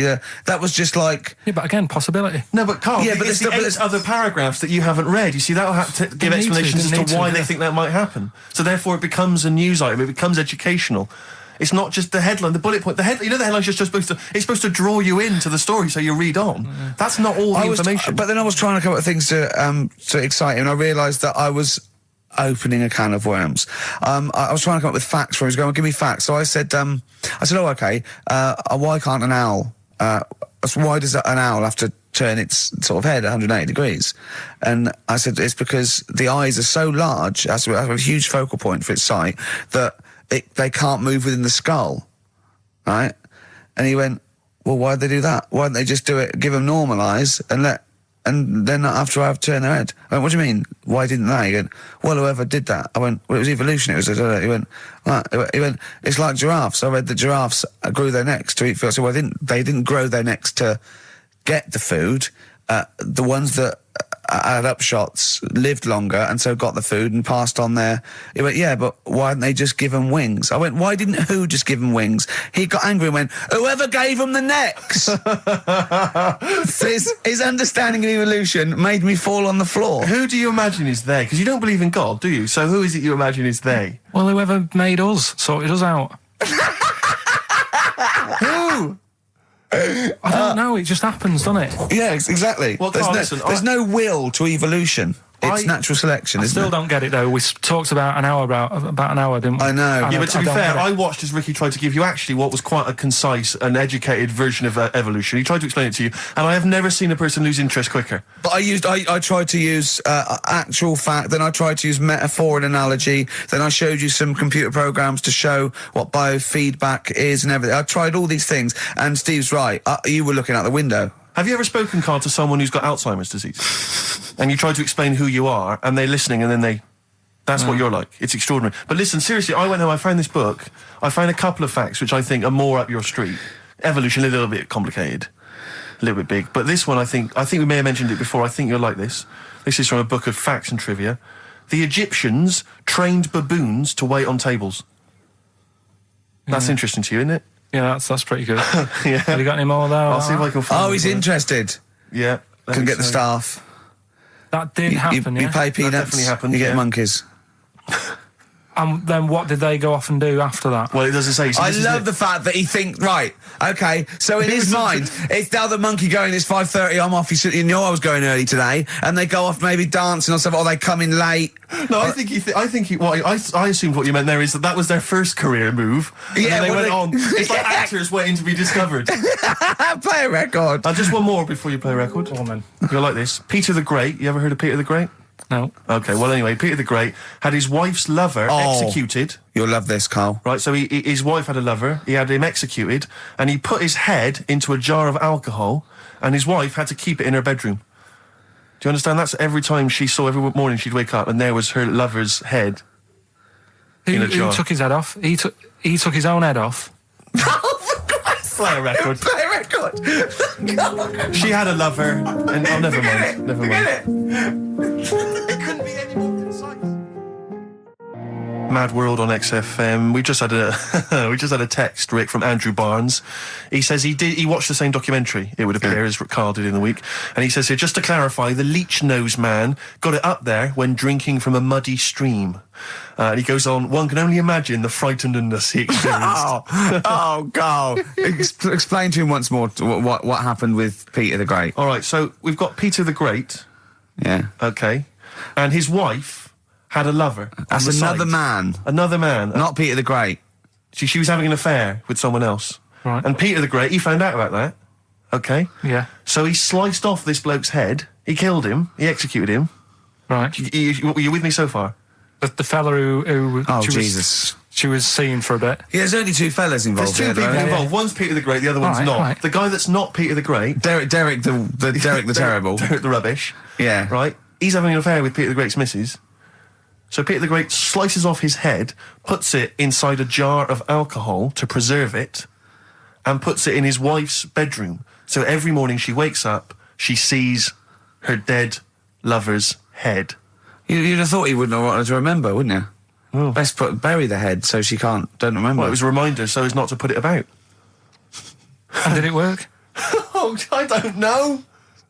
I love that. Again, that to me is an amazing thing to do. And you go, did it work? I mean, you've got quite an interesting mind, actually. I mean, you are, in some ways, really, really bright and intelligent. I love the way you think. You're one of the cleverest blokes in some ways that I know. Hello, it says I've got common sense. Well, Yeah. And that's more important than knowing about, But it's it's like you follow the subplot, which is quite an interesting thing. Do you know what I mean? It's like you tell you a story, you'll always pick up on something that I didn't even think was an important bit. It's like you're looking out of the window all the time. So what's important about that head thing? What do you mean? The head in a jar. It's a grotesque thing to do. It shows ego, power, cruelty, and revenge. although I think it probably did work, because he is called Peter the Great. Yeah. So you'd assume he got it right. Yeah. I don't see how you can query that. That's the sort of facts you give us. You see now, you're on the other side of the fence, and you've got questions, just like we've always got questions. No, but in Karl's thing, it would have been, turns out, some weird happened, right? And he was still alive. Yeah. And so she was still having sex with body. And his head was watching. Yeah. And Peter the Great didn't even know. See how he's perked up? I understand what you're saying. Now, I've learned some other stuff, so I'll see if I can, educate you a bit before 3. But I want to know, to see what, I'll tell you what education I want. I want to know what sort of things I can buy this weekend. Butt plugs. No. Have you got any adverts? Oh, yeah. XFM. It's My Life and No Doubt on XFM, their version of the Talk Love it. song. Love it. You've enjoyed that, Rick? Yeah, on XFM 104.9. Right, Karl. This is where he shines. This is what Karl gets Mondays off for. Yeah. Okay, Karl, what is it? You want to explain this? It's the bit when I'm in a film and sort of edit me into it, so I'm like an actor in a major film. Yeah. We've done Kes, we've done One Flew Over the Cuckoo's Nest, Shining, stuff like that. Mm-hmm. This week, it's A Few Good Men. Brilliant Okay. film. Brilliant film. With Jack Nicholson and that. Yeah. So you listen to this, and will we give the question later on? Probably. Let's give it after this. All right. Yeah, we'll give it after we've heard the clip. I haven't really got one sorted, but I'll think of one whilst it's on. So have a listen to this, take everything in, and then the question at the end. So it's a scene where it's the court case. Yeah. All right? All right. All rise. Call your witness. Yeah, he's just coming now. All right, Jack. Colonel, What? I'd appreciate if he would address me as Colonel or Sir. I believe I've earned it. Defense counsel will address the witness as Colonel or Sir. All right. All right, Colonel.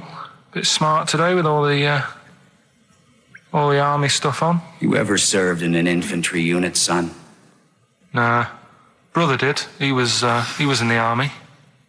Got kicked out though, because he went for a packet of fags in a tank. Weird that, innit? No, it's not. It's tragic. I wouldn't say it's tragic. I'll show you something tragic. I always carry this book around with me. I always show it to people. It's got like the top 50 weird people in the world in it, right? It's all sorts of weird stuff in it. Look at this one here. It's a fella, right? He's got 2 heads. And the weird thing is, right, is the top 50 weird people in the world. He's at number 50, he's got 2 heads. Right? Makes you wonder what's going to be at number 1, doesn't it? Are these really the questions that I was called here to answer? No, but look at it. Imagine if you were his mate.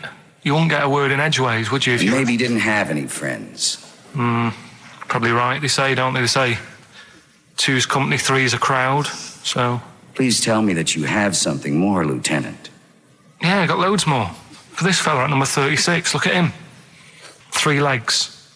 Little fella with 3 legs, right? Guess what his job is? My answer is I don't have the first damn clue. Well, I'll tell you.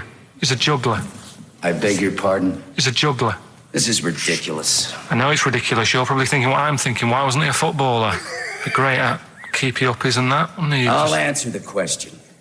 You want answers? It's just that I'd like to know the truth because... You can't handle the truth! Gentlemen. Well, I've paid for the book, so I think I'm entitled to know why I you don't did. give a damn what you think you are entitled to. You better get somewhere fast with this, Lieutenant. What about this one, then? This lad here, he's 12 years old, he looks 48. What do you think? No. Why not, though? You said you didn't want to know any more about the juggler. You didn't say you didn't I want to know know any what more I about said. I don't have to have it read back to me like All I'm... right. Lieutenant, do you have anything further for this witness? Well, just wanted to know if you thought Mr. Webfoot at number 42 should have took up swimming, but... Absolutely. Yeah, you'd say that now, wouldn't you? Forget it. Well, I don't know what to say, really. That's Karl Pilkington in the film A Few Good Men with Jack Nicholson, acting alongside Jack, and I have to say, giving him a run for his money. I think Karl is a really good actor. I genuinely think that. Should we put him in something? Yeah, definitely. Okay. Right, what's the question? What's your forte, do you think? Just sort of playing that sort of stuff. Okay. Deep stuff. Okay. Yeah, So we can sort that out. Think of a question there out of that little lot. You've not got one? Well, I've got what. It was at number 36, whatever it was. What was it? Don't know. Let's. It was number 50. It was at number 50. Yeah. All right then. Okay. Yeah. Who's number? What? Yeah. Well, yeah, what was odd about the guy who was at number 50 in the 50 book. weirdest people list? And just text in 83 XFM and put your address on there as well and that. What Brilliant. prizes are there, Carl? Loads of stuff. Yeah, let me just have a quick look. Oh, that's actually not bad. There's Lord of the Rings on there. Michael Palin's Around the World in 80 Days. If you've not had a chance to see that yet, it's been repeated about 80 times. Look Around You, which is an excellent show. That's Yeah, it's funny if you've not brilliant. seen that. There's some other good stuff. That's not too bad. And also the relatively poor stand-up DVD, Ricky Gervais's live Animals show, which is mediocre. Can't give him away. Yeah. All right. And yeah, you can win all those prizes if you can answer which question again? Who was the fella who was at number 50 in my book? What was up with him? Excellent. All right. So let's got to play Thorns. some Thorns. Yeah? That's the most beautiful track. I can't get enough of this. You'll love it. You'll love this. Karl, come on. What's the matter with you? Oh, Thorns. that's No Blue Sky. Beautiful, isn't it? And that great track. it's all right. Yeah. Just had an email, yeah. That woman who opened the Office script could have her head cut off, apparently. When a letter is posted, it becomes the property of the Queen until it reaches the person it was meant for. By opening it, she's committed treason and could be killed. I don't know if you're familiar with this story, Karl, are you? Go on. Apparently, some copies of the Office Christmas specials, scripts, got sent to the wrong address, some woman, and I don't know what you do in that situation. Normally, if I get mail that's not addressed to me, I just give it to the postman or put it back in the postbox. Radio 1 tried to speak to her, but apparently she's got a gagging order, which makes us think that she sold it to the Sunday. So right. we'll read it. We'll read the plot of The Office tomorrow in the Sunday papers, which ruin it for some people. Ruin it for a lot of people, yeah. But the other thing is, I mean, if it was sent to her, obviously her name wasn't on it. Oh. If that's true, in which case, I think that's quite a serious offence, isn't it? I would hope so. I mean, I would hope that, if I sent something in an envelope, it was... But the BBC, the BBC thinks that because the person they said it was meant to be sent to got his, he thinks maybe that's an excuse. Maybe someone gave her the script and said, don't say it came from me. Yeah. So, I don't know, maybe she's protected someone, I don't know. Yeah, well, I mean, if that is... Well, the case, either way, don't sell it to a newspaper. Well, It's just the kind of mercenary nature of it that I loathe, you know? It's the fact that it's only just now makes me wonder if she had it there lying around in her house and someone said to her, well, why don't you go to the papers? Yeah. Try and flog it. But I just don't think she's going to get a lot for it, because people are going to see it soon. It's not like it's the Hitler Diaries. Well, they're not very well written. But, I mean... I don't know. I'll tell you what I'm frustrated by. It's just the fact that it's like we've worked hard to give people some kind of pleasure for this Christmas, you know, because a lot of people are very depressed, Rick, very low at this time of year. They've not got what they wanted. But we're trying to cheer them up, give them a bit of happiness. Yeah, but I think she'll be happy if she gets a lot of money. True. I don't know. I think it's just tacky, really. It's like, well, I just say, if you're a fan of the show and you don't want to know what happens, then don't read the Sundays tomorrow, or at least avoid it when it says we tell you what happens. But the papers might not ruin it. The papers might go, we've got them, but we're not going to ruin it for people. That'd be a nice gesture. Ideal. But I don't know. All I can say is it's a good job that I send out the prizes. Because that Michael Palin Around the World in 80 Days will be going to the person who won it. Yeah. And if someone else receives it, they better not try and, do you know what I mean, keep it. It should go to the winner. Yeah, exactly. Right? That is a very good point. So, be warned. Don't open things that weren't addressed to you. Yeah. I did Pandora's that time, box. there's some sort of lesson there. Yeah. What happened? All the evils of the world, wasn't it? Pretty much. What? Yeah. Oh, don't try and explain brilliant. it to Carl. No, Pandora's box. Go on. Well, told not to open it, opened it, released all the evils that are in the world now. But did the person say if you open it, loads of evil will come out? It's not true. It's not true. It didn't really happen. It's not like evolution. It's not the truth. But you remember that? Yeah, you won't listen to some of my stuff, like goldfish and stuff. No, it's not that we don't listen to it. It's that you would pass off how all the evils in the world got here. Because on Anna Nova it would be, Pandora opens box. Yeah. Actually, speaking of headlines, Oh, here we what's going go. on in the Okay, world? look. Yeah, imagine if Pilkington was on News at 10, okay? We should just explain, you cannot be bothered to read an entire news story. You get everything you need from a headline, don't you? well, I think it's enough. I think if they did... Well, the let's news- see if this is enough. Let's see if Alright, this, okay. if Trevor McDonald just read this on the News at 10, it'd be short and you get back to the football, whatever. Yeah, or the Here we go. And here is the news at 2:15 with Karl Pilkington. Bong. Man who walks backwards around lake falls in. Bong. Chinese woman eats dirt. Bong. Man lives in rubbish dump for 10 years. Brilliant. Bong. Czech family says they've got a rabbit with 3 knobs. Right? Right. Done. Sorry. Can you just read a little bit more of the Czech family with 3 knobs? Just about a family. Not read it to yourself. Read it out on air. Just about. Well, he can't read it to himself. I tell him to read it to himself. We still hear it. No, he was, because I could see his lips moving.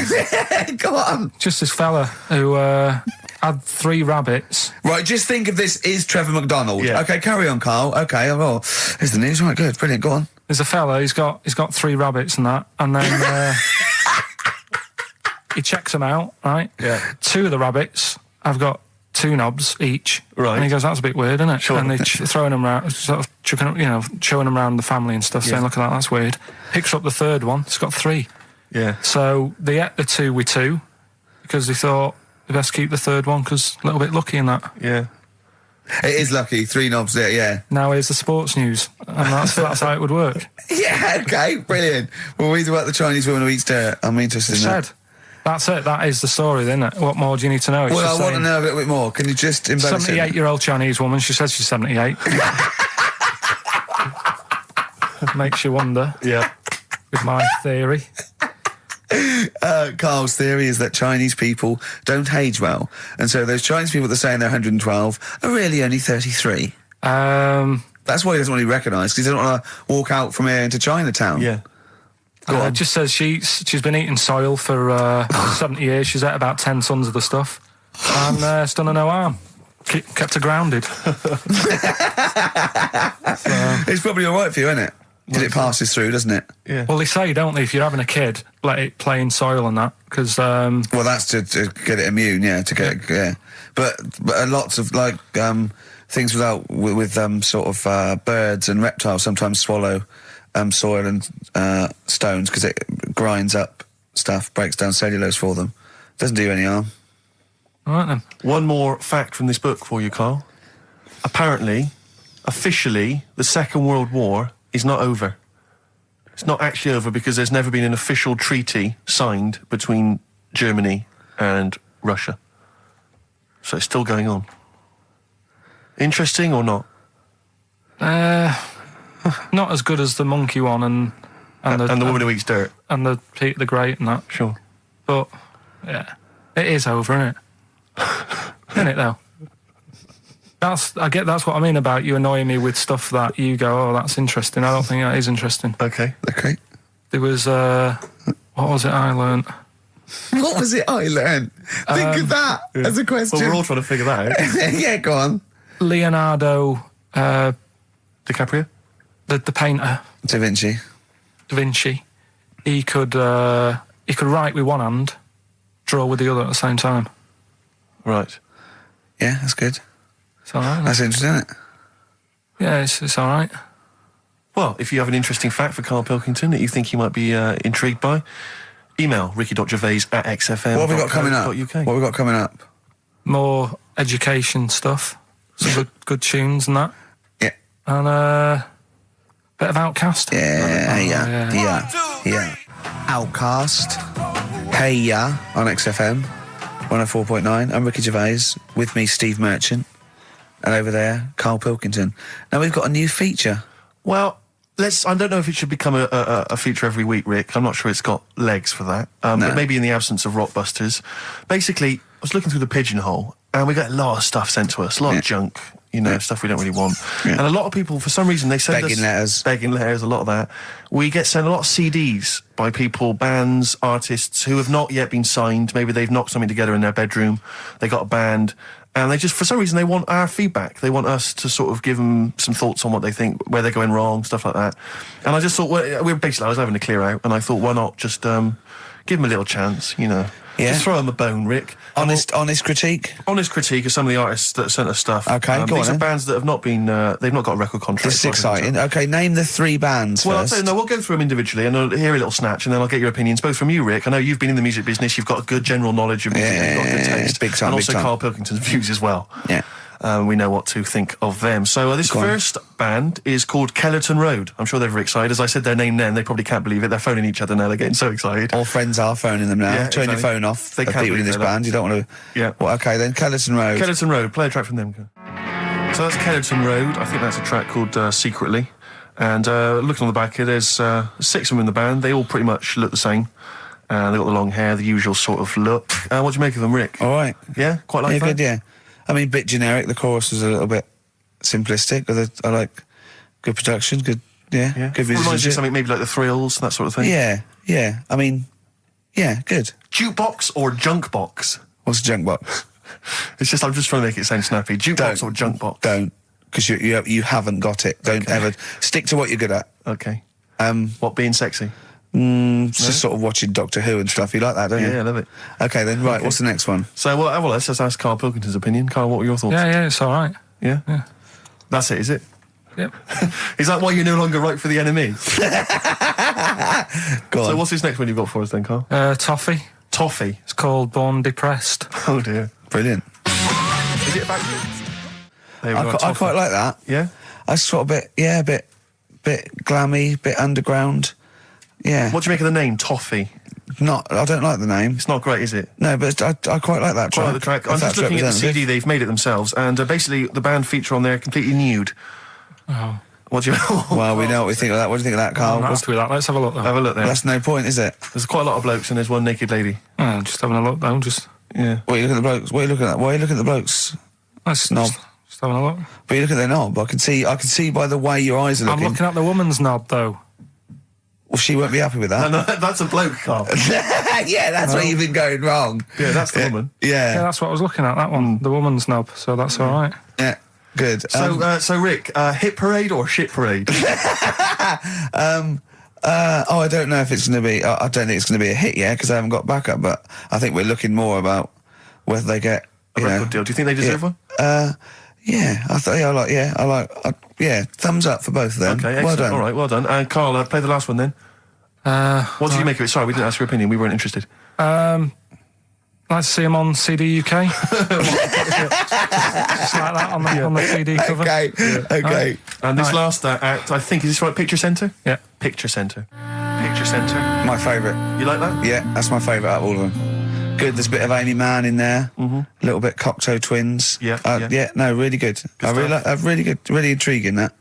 Karl Yeah. Pilkington? Yeah, it's all right. If you didn't like it, what would you say? It's weird, though, isn't it, music? No, do you know what I mean? It's like, it depends what you're doing. Do you know what I mean? That's all right. If you're just having a game of crib or whatever, it's just on in the background. That's the thing with music. I don't think you can sort of slag any of it off. It's times, and it depends what mood you're in and stuff. Yeah. So So this is it's a pointless pointless. feature. It's a pointless Points feature. feet. We'll do it well, I again didn't come up with it. No, I don't. All right, don't slag it off. then. Okay, we'll do that again then. I was quite enjoying that, but okay. No, do you understand what I'm saying? Well, That it's not worth having an opinion about music. Well, I'm not that bothered. I'm just saying. Imagine if he was on the panel of fame Academy or Pop Idol. Yeah. That'd be great. He'd go along, and Nicky Chapman go, yeah, you've really improved. I really like that. I don't know what you're wearing. Dr. Fox, you were hot, baby. I loved it. Like your legs, like all your boobs and all that. Brilliant. Come to Carl. Not bothered. All right. Yeah. Brilliant. No, we'll keep it up, you know. Play a record. Yeah. Oh, come on. This is my favourite. Can I change? Well, this is my favourite out of all four of them. Lynyrd Skynyrd. Yeah? Yeah. Yeah. Slam dunk this puppy. Jet and roll over DJ on XFM 104.9. All right? Carl, just an email, a question for you. Can you please let me know which school Carl went to? What school do you go to? Cessav. What? Cessav. Cessav? Yeah. What does that mean? It was on Cecil Avenue. Cecil Avenue in Manchester. Yeah. It's just he says, I'd like to know so that I don't send my kids to the same place. He also says, P.S., does Carl look like Gollum in Lord of the Rings? Yes. He does, doesn't he? Yeah. Yeah, that's very good. Yeah, in fact, I was just putting a little bald wig on you, wasn't I? Like he needs one. Yeah. So, if you Just want some a of the fun and games we have when the songs are on. Yeah, did it hurt? Just a little bit. The bit that worried me is when you said, let me just staple it. Yeah, well, I was trying to get it under your chin because it looked funnier, and he was scared. Oh, I remember. Do you remember I did that thing with the tea towel? Have you told Steve about that? I don't think I have. It's not something I'd shout about, to be honest. Go on. Went round his place, and he said, oh, before you go, I must try something. Because I couldn't get squeezing hard enough. I can't, because I'm not strong enough to hurt him anymore now, or am I? I think I can take it a bit more than I could at the start. Yeah, so I wanted to squeeze his head more. So what did I do? So he said, just hang on, I've got a tea towel. He brought a tea towel in now. I need something sort of long and thin. What can I get? He's asking his girlfriend, where's that there? Comes in with a spatula, right? He puts the tea towel on my head and manages to sort of put the spatula in and turn it round so that the tea towel is tightening on my head. Yeah. Using little pressure, would you say, from you? Yeah, just little. It's brilliant. It was like a tourniquet, and I just turned it a little bit, and he screamed almost straight away, didn't you? It hurts. But I don't. But why did you think that was good? When would you need to use that tool? I knew. I did it on my other bald mate, Rob, who was over, and he screamed as well. Because he just put a tea towel round, like a little bandana, just stick the wooden spoon down the back, just turn it, and it's even half a turn, isn't it? And it really... Hopefully children listening will be trying that on their friends. No, they won't. Don't try that at home. I've got another fact for you, Carl. Might be of interest to you, just the final one. The ancient Babylonians had few... What? Can I just stop you there? What's a Babylonian? My head's gonna burst. What do you mean, what's a Babylonian? I've never heard of one. No, but we'll work out, what's an Evertonian? Someone who supports Everton? Well, or from? From Liverpool? Yeah, so what's a Babylonian? He's from Baba. Yeah, well, anyway, some people from Baba, ancient Baba, they didn't have very many doctors in those days, all right? Because they felt that illnesses should be left to the wisdom of the public, right? So if you were sick, okay, you were placed in the city centre, right? And then a passerby... Outside Baba. Outside Baba. And a passerby who had suffered from the same ailment or who had seen it treated in the past, they would pass by, they would give them advice on how to be cured. Do you understand? So there'd be no doctors, just people passing by would see, they'd say, what's wrong with you?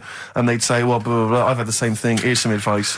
And pedestrians were forbidden to pass such an individual without inquiring about the complaint and prescribing for it if they knew how to. So hang on, so there's someone ill. Yeah.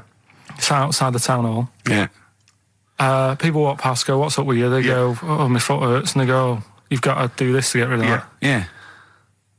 And were they ever right? Well, what do you mean? Were they ever right? Well, how do we know? What are you telling me? What? What have you just told me? What am I meant to take from that? You just said strangers sort of say, you've got that wrong with you. I think he's sulking. I don't think he's ever going to take anything we tell him again because we don't. No, but I don't like the fact that he goes, monkeys can do armed robberies, and we go, no, they can't. I don't understand what the problem is. But how is that different from telling me that a Chinese woman ate dirt? How is that not the same sort of Because that's fact? weird. Someone sat in Trafalgar Square going, I've got a headache and I go take some Nurofen, isn't shocking. I'm not a doctor. I've given a bit of advice. But neither is the dirt lady. She's not particularly interesting. Neither of them are particularly interesting. I'm just trying to give you an example of the same sort of drivel you feed us every week. Would you sort of have tea round at her house? It's weird. The Chinese woman. Right, so it's weird. Okay, now we're getting somewhere. It's weirdness that you're interested in. See, I thought that you were actually interested in sort of interesting sort of stuff. But if it's weird, it helps. If it's weird, it helps. Yeah, I mean, it doesn't have to be major news. The other day there was something about this fella who, I think he wanted to be an actor, right?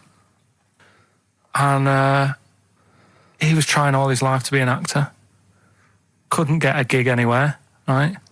So when he died, he said, right, I'm going to leave all my money to the theatre as long as that theatre uses my skull in that play they do with the head. Hamlet. In Hamlet. So that's that sort of news, and it's weird. Right. What money did he have if he'd been struggling actor? He had some money in that. What did he do? I don't know. Oh, that's what I'm interested in, what he did. Yeah, that's what me and Steve... Yeah, that's what me and Steve are interested in, what he did, how he earned his money. So, because you were going to educate us this week with some interesting facts. Oh, yeah, come on then. Is that it, or have you got more? Well, that's weird. But that's not educational. You didn't give me his name, you didn't give me when, you didn't give me what theatre. No, but also to take from it. Do you know what I mean? If people listening and go, well, I'm a bit like that, it's like if you've got to be dead and have your skull on stage, that isn't the job for you. That's what I'm saying. If it takes that much, give it up, do something else. Right? What else have I taught you? I don't know. You haven't taught us, so you've never taught me anything. See, we'll just have to sort of... What, agree to disagree? Right. I don't know what you can sort of learn from this. Go on then. 7-Up, the drink. Yeah. Right. We're actually on air now, aren't we? Yeah, this is right, it. Okay. This is it, baby. This is a radio show that we're paid Forget for. that then, forget No, it. come on, 7 Up. It's not really... Not It's not, important. it's not interesting or Go on, important. no, come on then. Come on. The little red dot, that's above the 7 on the can. Do you know, it says 7 up and there's a little red dot. Yeah. That red dot's there because the creator of it was an albino and he had red eyes. And he had that little thing there as his little trademark. Is that true? It's true. That's quite interesting. Right then. So that's what I'm saying. It's not that important, but it's interesting. If it's true, that's interesting. It isn't. It's true and it's interesting. Okay, that's good. You know, Coke used to contain real cocaine. So Well, they used to be medicines, didn't they? tonics, yeah. No, they were medicines. I read that tomato ketchup and Coca-Cola started off as medicines. Probably not a medicine, probably more of a tonic, because it probably a pick-me-up, wasn't it? If I had Coke in it and caffeine and sugar, and same as ketchup, probably lots of vitamin C and lots of sugar, it was probably more of a tonic. It wasn't really a medicine. They didn't say, cancer, have this on your chips. It's some HP. Wasn't a medicine, it was... Well, it was, kind of. All right, okay, let's Exactly. agree to disagree on that particular one. Okay, all right, yeah. Is that it, Carl? what else? Because you've Any been other educated facts? this week. You've given us the 7-Up thing, okay. I've told you about the goldfish. Not really, but yeah. He didn't say anything about goldfish. This is your fact, right? You know what? Goldfish might have longer memories than some people think. That's not a fact. That under no circumstances would imagine Magnus Magnuson saying, what animals might have longer memories than most people think? This is goldfish correct. Imagine that as a question. How is that a fact? If you ever have children, are you going to educate them with this kind of drivel? Is this how you're going to raise your kids? So their minds just pump full of That'd this be my rubbish? job. I'd keep them interested with stuff like that. Right. Yeah. Suzanne does the proper stuff. Yeah.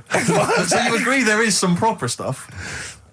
Yeah, but I wouldn't make him do it. I'd just sort of leave the book there, and then if he read it, I'd go, that's good. That is... What book would you think? What, the 50th freakiest people ever to be born? Give him that to start with. What would you tell me your favourite was? The little fella who was playing the keyboard? That or the three-legged fella.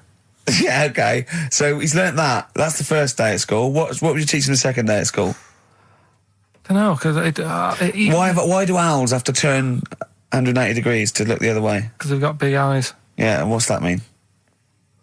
What do you mean? What's it mean? Can I just... I don't think you should have children. Well, Suzanne's always saying, she'd like to hear tiny feet running around the flat. Stuff. I just said, let's get a little midget cleaner. Right, haven't got long. We better give the winner. We got monkey news coming up. We haven't really got any monkey news. What do you mean? What do you mean? There's nothing going on, seriously. What do you mean? The last few weeks I've kept telling you. No, right. This really annoys me when you say there's nothing going on, because you call it monkey news, but it's not monkey news. You have stories, dubious stories. But shut up a minute. About it's always chimps, which annoys me. You call it monkey because they're apes, right? And it's often from the 18th century, so it's not news anyway. So don't tell me there's no monkey news what I'm this saying week. is, if there's monkey news worth doing, I'll know about it. And there isn't anything, so let's leave it. Right, okay, you are going to give me some monkey news, right, I'm telling you, you are going to give me some monkey news, or we're not leaving. Right, well, my mum sent me some. Right. I got a little letter from her doing the usual sort of stuff, telling me what she'd been up to and that. It was a little thing about somewhere in Lincolnshire or something. Right, good. Do a bit of monkey throwing. God, what do you mean? Because some fella got attacked by one once. And sort of to remember him, on this certain day, they go, oh, it was today, wasn't it? And that fella got attacked by a little monkey and that. And the something about chucking monkeys about. That's horrible. I don't know if they're real. I think it's just like to remember. All right. But that's the only sort of stuff that's knocking about out there. But it's not. That's not. I've got my mum and dad on it, looking all the time. For stuff. There must be more monkey news than that. There isn't nothing. I mean, there's bits and pieces. There was a bit about Donna Eyre, how when she has a kid, she's going to let a gorilla look after it for a week or something. But apart from that, it's dead out there. Well, I don't know what that means. She's well, that's it. Apparently, well, it's not true. She's not going to let a gorilla look after a child. No, it is. Apparently, a fella works with them or something, and this is rubbish. It's not rubbish. How can she let a gorilla look after a baby for a week? Well, forget it. Sorry, have you ever heard her speak? Can I just give you a little fact here? Someone's emailed in for you, Carl. They've sent an interesting fact for you. I think you're going to be interested in this. Don't read it on the email. Let me read it for you. I think you'll be excited. An interesting fact from Carl. That's from Toby. He says, Attila the Hun punished some fella who annoyed him by cutting off his arms and legs. You'll love this. And stitching his arms back where his legs should be. And vice versa. Look at his face. Look at a little smile that's just cracked on his lips. That is the kind of fact you've been waiting for all day, isn't it? So go on, again, so... Attila the Hun, right? Some guy didn't like. He cut off his arms and his legs, and he stitched his legs on where his arms should be, and his arms where his legs should be. Look at him looking at his body, trying to picture it. Yeah. I'll let it sink in for a little while, then I'll ruin it for him. Carl, what are you thinking? I'm just picturing it. Well, he would have died. It would have been tokenistic. There's no way that person could have lived through it. So it was just for Attila the Hun's fun. He probably put him on a stick outside his gate or something. There's no way in those days that he could have gone through complete limb amputation and... So would he have wore a jumper for pants? Who's the winner of the competition? From Walthamstow, it's Joe Ogden. Well done, Joe. You got the correct answer, which was what? The fella with two heads at number 50. Number 50. Is that it? Are we off? Yeah, that's it. Yeah. All right. Cheers. More of the same drivel next week. Bye. Bye. Carl's found love on the street before, haven't you? How's it going with your bird, Carl? Are you married? No. How long have you been out with her? 7 years. Because, I mean, you're quite a simple man. Yeah. You're sort of a simple in a nice way. ways. I mean, yeah, you're like Helen from Big Brother. Yeah, you're sort of nice enough, but I look normal. Well, yeah, you sort of do. But you could be one of those that just suddenly go mental with a pen. Yeah, do you know just what I mean? Stab people through the eyes. Yeah, you sort of look normal. But if I wouldn't really want to wind you up to a point of frenzy. How did you meet your girlfriend?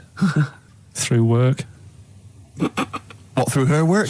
What, you phoned up and said... We worked at the same place. Oh, you're right. Yeah. You're quite an enigma, aren't you? Could you give us more on that? At work. You met her at work. What, she came in selling sandwiches?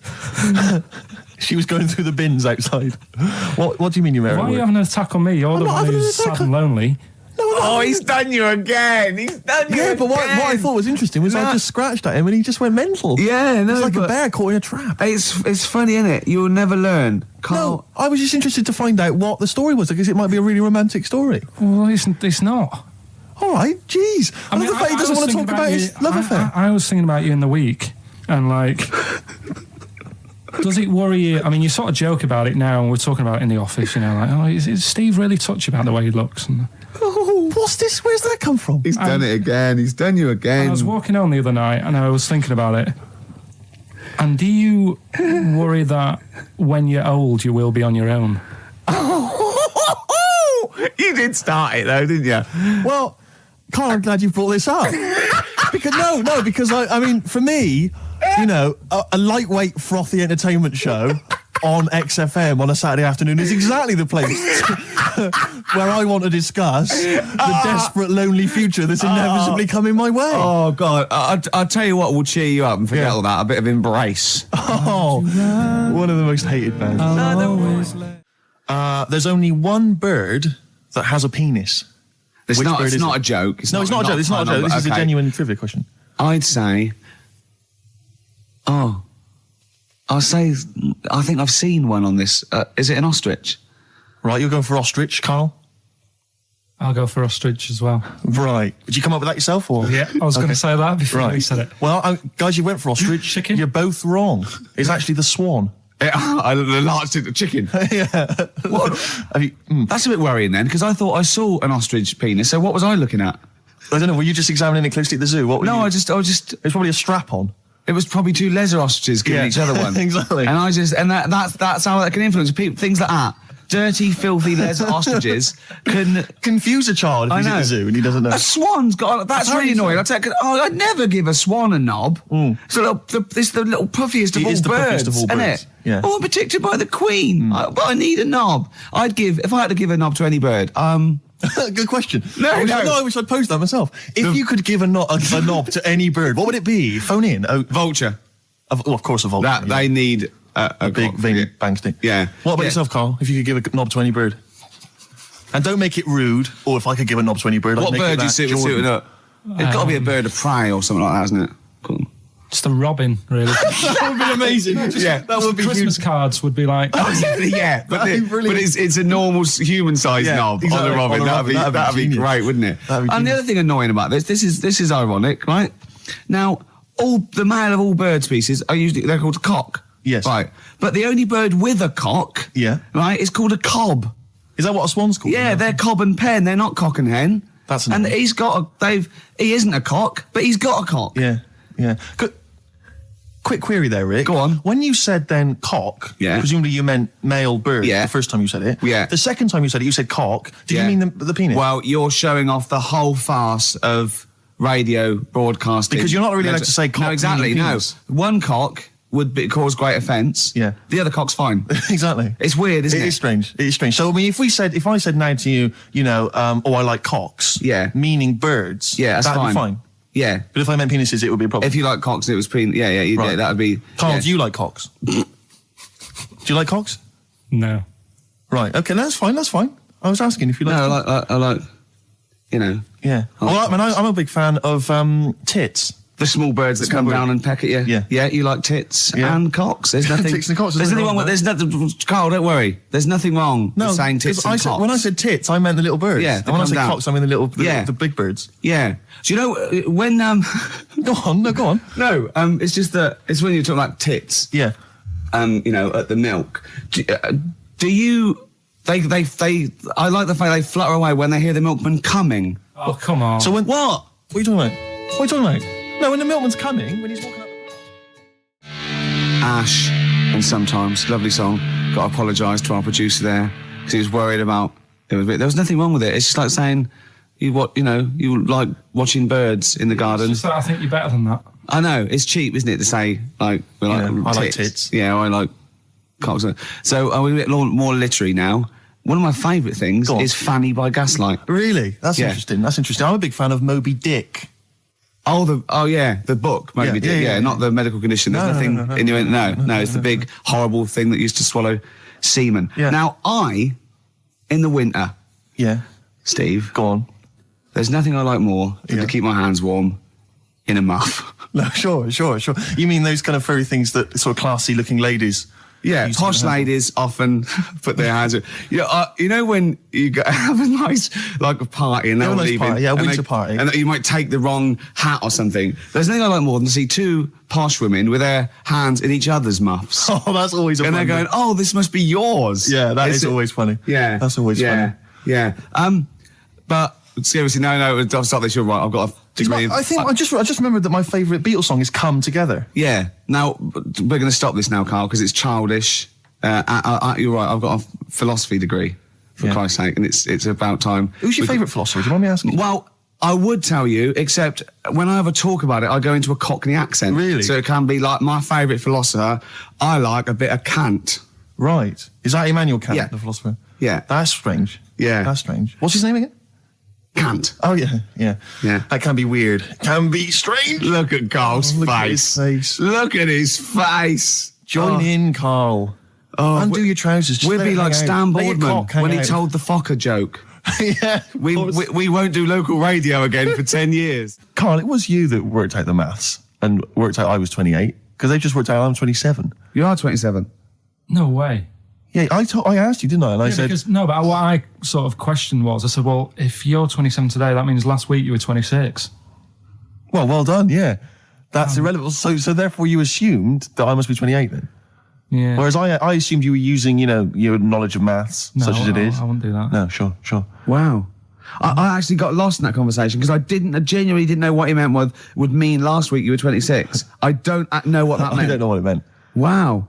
Well, it is Steve's birthday. But he would have been 26 last week. Sometimes you genuinely frighten me because it's those staring eyes. There's nothing behind him. It's this little bald head. Looks like Davros looking at me. Genuine fear on his face when he enters into a conversation with another human being. What bit don't you understand? If he's 27 today, he would have been 26 last week, and he doesn't look 26. He didn't look 26 last week. He looks older than 28 today. You've started on his birthday. You're still having a go at him. Carl, I don't look like the kind of hot stud that I actually am, but face facts, that's the truth, mate. Yeah, live with it. Get with Live the with it. programme, jeez. Well, let's have a little bit of cake. Okay, oh, that's appropriate. See The what I did? birthday. But you mean the band, don't Yeah. you? Not the cake. You haven't actually bought a cake, have you? Got anything at all? Can I tell you one of the best presents I ever had? Go on.